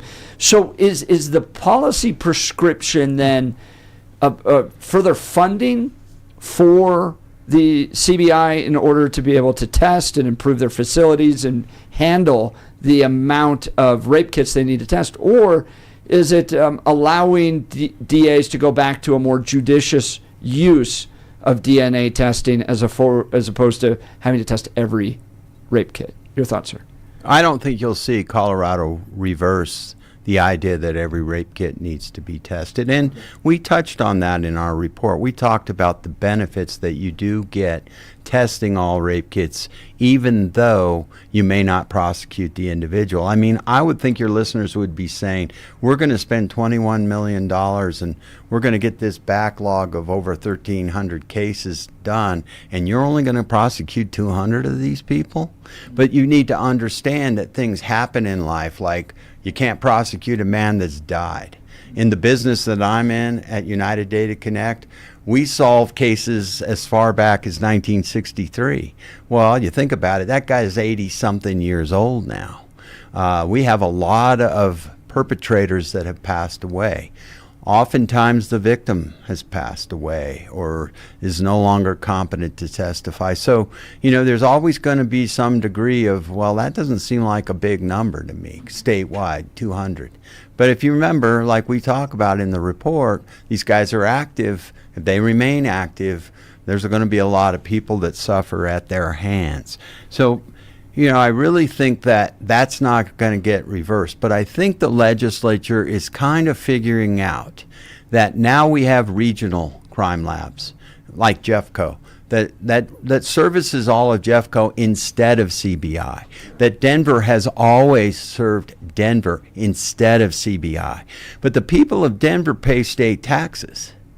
So why not give Denver the money to reduce the backlog that they are sending up to CBI? They don't have the funds to do this. I remember in 2013 talking to the director of the Denver Crime Lab. I said, well, what would it take for you to comply with the law? He said, I'd have to hire 2 analysts. 2 analysts to do non-probative cases, Greg, doesn't advance the ball as far as a prosecutor goes. Send those up to CBI. If CBI says no, call me back, because people of Denver pay state taxes. I'll take them to court if they won't do those cases. So now Denver is one of the labs that's getting paid this $2,000 to reduce this crime lab, this backlog. And, you know, had they gotten that money up front, if the legislature this year would have addressed this issue like we have, you know, that's the conclusion of our report, is you can't ignore these other crime labs. If you want to have a state that tests all rape kits, you need to pay for it. And you need to pay those labs that have their own cases, that have the capacity to do this work. Give them the funding that it takes to do this, and don't bury CBI with it. Well, and this seems like one of those funding issues that would cross party divides, right? So you get the Republicans are going, we want to be tough on crime. DNA becomes a way to get the conviction, ensure the conviction, particularly the bad guys. We want to get them off the street. Right. If you're more progressive and you care about the rights of the perpetrator, well, if you're innocent, this is going to clear you. So you're not put in jail in a bad situation. So it seems like this call for funding would cross both party lines. This is a nonpartisan issue. If you care about crime, if you care about taking people that are raping and killing people, women and children in your community off the streets, I don't think that's a partisan. That's a completely nonpartisan issue, and you know, it just amazes me that somebody would even imply that. I think that this was in 2013. I remember it was kind of a, oh yeah, everybody clapping each other on the back, both sides. But it really wasn't a thoughtful bill at the time. And I kind of rang the bells. I know that the director of the Denver Crime Lab went to every single meeting he could and said, provide us with some of this money and we'll get this backlog, our part of this backlog done. Yeah. But remember, you had to comply with the law, but they only funded CBI. So, you know, it's a completely unfunded mandate to any of the other labs out there. You know, I drove out here this morning, and there's a brand new lab that services Arapahoe County and Douglas County because of George Brockler, because of people like that. I read the stories where Boulder said they're no longer going to use CBI because they don't trust them. And they've had some cases that they've had to dispose of that they otherwise wouldn't have, that type of thing, all geared around this Missy Woods thing. But, you know, there are other places that are doing fine work. I work with Jeff Coe's Crime Lab all the time in what we're doing, in what we're trying to solve those cases. And they don't worry about what CBI is doing. They're knocking those cases out. Yeah. But you can only, when you have an unfunded mandate, I think it's unfair to expect those, and their only option is then to send it to CBI, which, in my opinion, can be an inferior lab to some of these other labs that we have in the state of Colorado. Colorado Springs has a DNA section in their northern Colorado has a lab where it's a regional lab. So, you know, there's good work being done across the state of Colorado, but it's got to be funded. Shaking fists at the state legislature perfectly describes my career, Mitch. Thank you, Mitch Morrissey, Owens Early Criminal Justice Fellow with the Common Sense Institute. Go read the report and support the great work of the Common Sense Institute by visiting commonsenseinstituteus.org, commonsenseinstituteus.org. I'm a donor and supporter of the great work that they're doing. Mitch used to partner with George, who sat in the seat for many years, to raise awareness of this and get better public policy for our state. Mitch, next time I want to dive. I'm a huge cold case crime guy. Typically, once I'm done with work, I go have lunch and watch 2020. So next time, I want to hear some of the stories that you guys and some of the cases you guys have been working on. But thank you for taking time to join us today. Yeah, and I'm really worried about the fact that Jeff is asking about that because I'm still concerned that someday he's going to run solo and look for a place to hide the body. Now, just saying. Let me say one thing. I have this incredible genealogist that works for me. I have a number of others, but she runs the team of genealogists.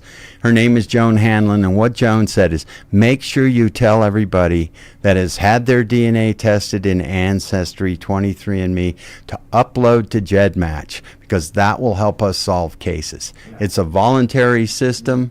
You can upload it for free. and she'll be really happy that you guys gave me the moment to mention this. Oh, that's fantastic. Say it again, GEDmatch? GEDmatch.com. You go there, you take the data that you got from Ancestry or one of these MyHeritage, and you can upload it for free there, and you can click the button that says, I want to help law enforcement solve these cold cases. Now, I got to tell you, Mr. Morrissey, I'm a former Mullen grad, so just in case there are any Regis grads out there in the audience, can you spell GEDmatch for them so they know where to go? It's JED match. All right, thank you. That'll help.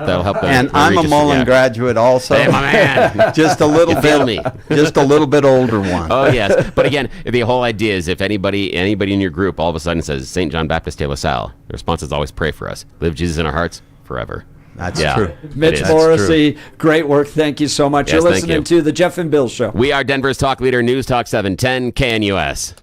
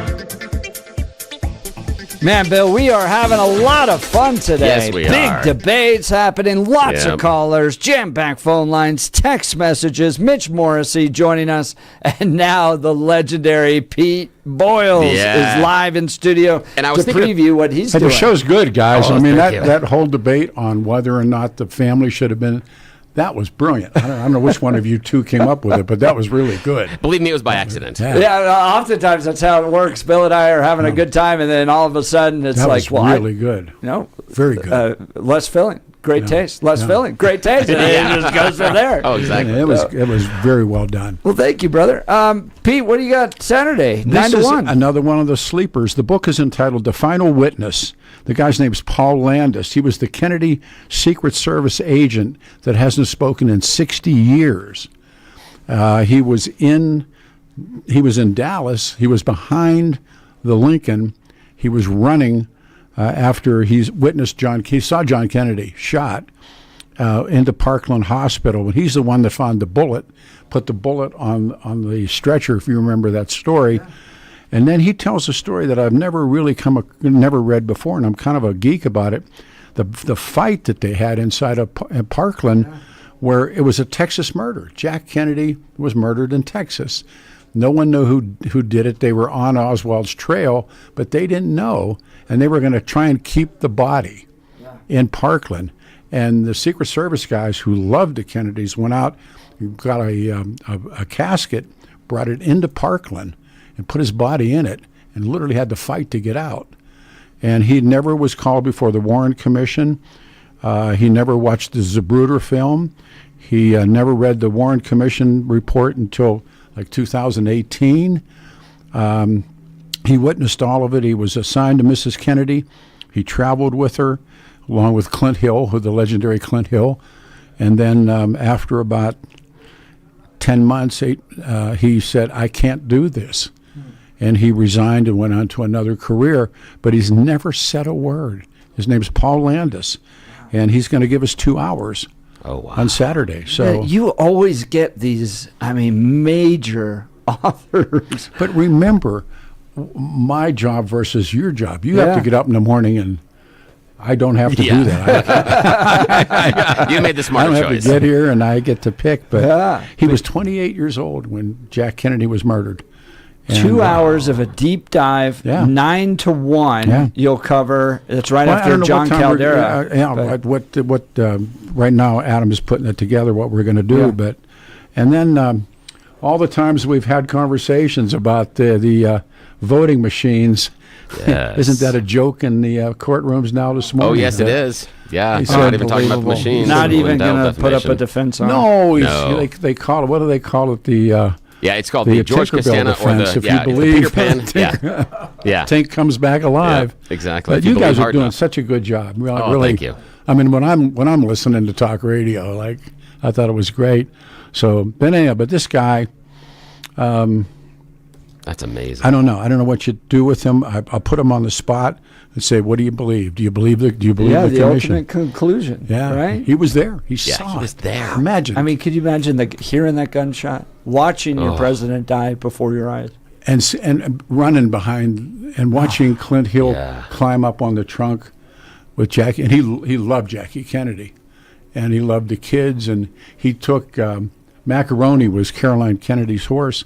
And they snuck the horse into the White House, and he has this thing where Carolyn said, "I want to see. My dad wants to see me on the horse." So he takes Caroline Kennedy on Macaroni. They go across the White House lawn. They go in the back door of the Oval Office, and they go in the Oval Office with the horse. And Jack Kennedy said, "Not a very good idea, Mr. Landis."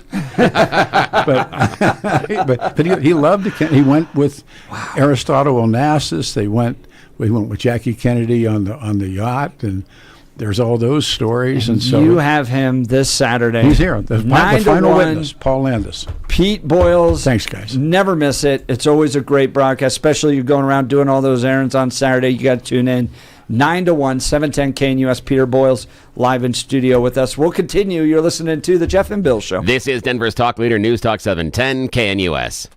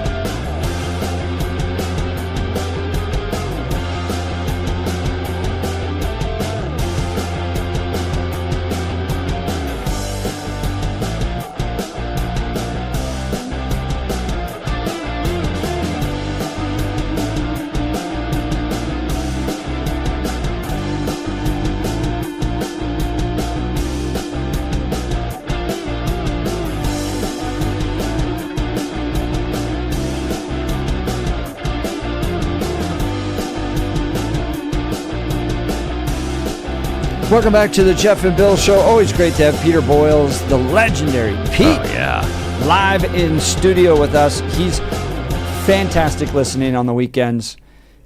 Oh, it's wonderful. You get these deep dives with these authors. That's just perfect chore. Yeah, listening. And right, Jeff you're and I are around barely working on the literate, ranch. so.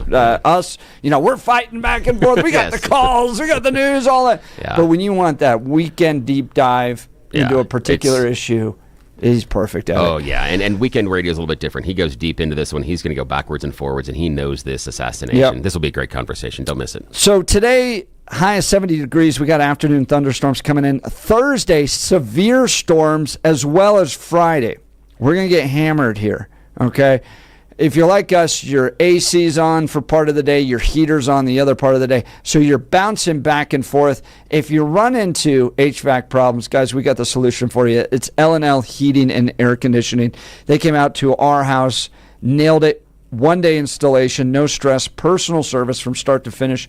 They've even followed up to make sure everything was perfect. Their manager came out on a Sunday afternoon to make sure that everything was great. These guys are mom and pops, local HVAC company, and they're doing great work in the Parker, Elizabeth area, all over Denver. Have been out to their place, met them. Here's the deals they're offering right now. A free programmable thermostat or carbon monoxide detector with new furnace or air conditioner installation, $0 trip fee, free estimates, 5-year labor warranty. Visit bestdenverhvac.com. L&L Heating and Air Conditioning. Here's their phone number, 720-851-1691, 720-851-1691.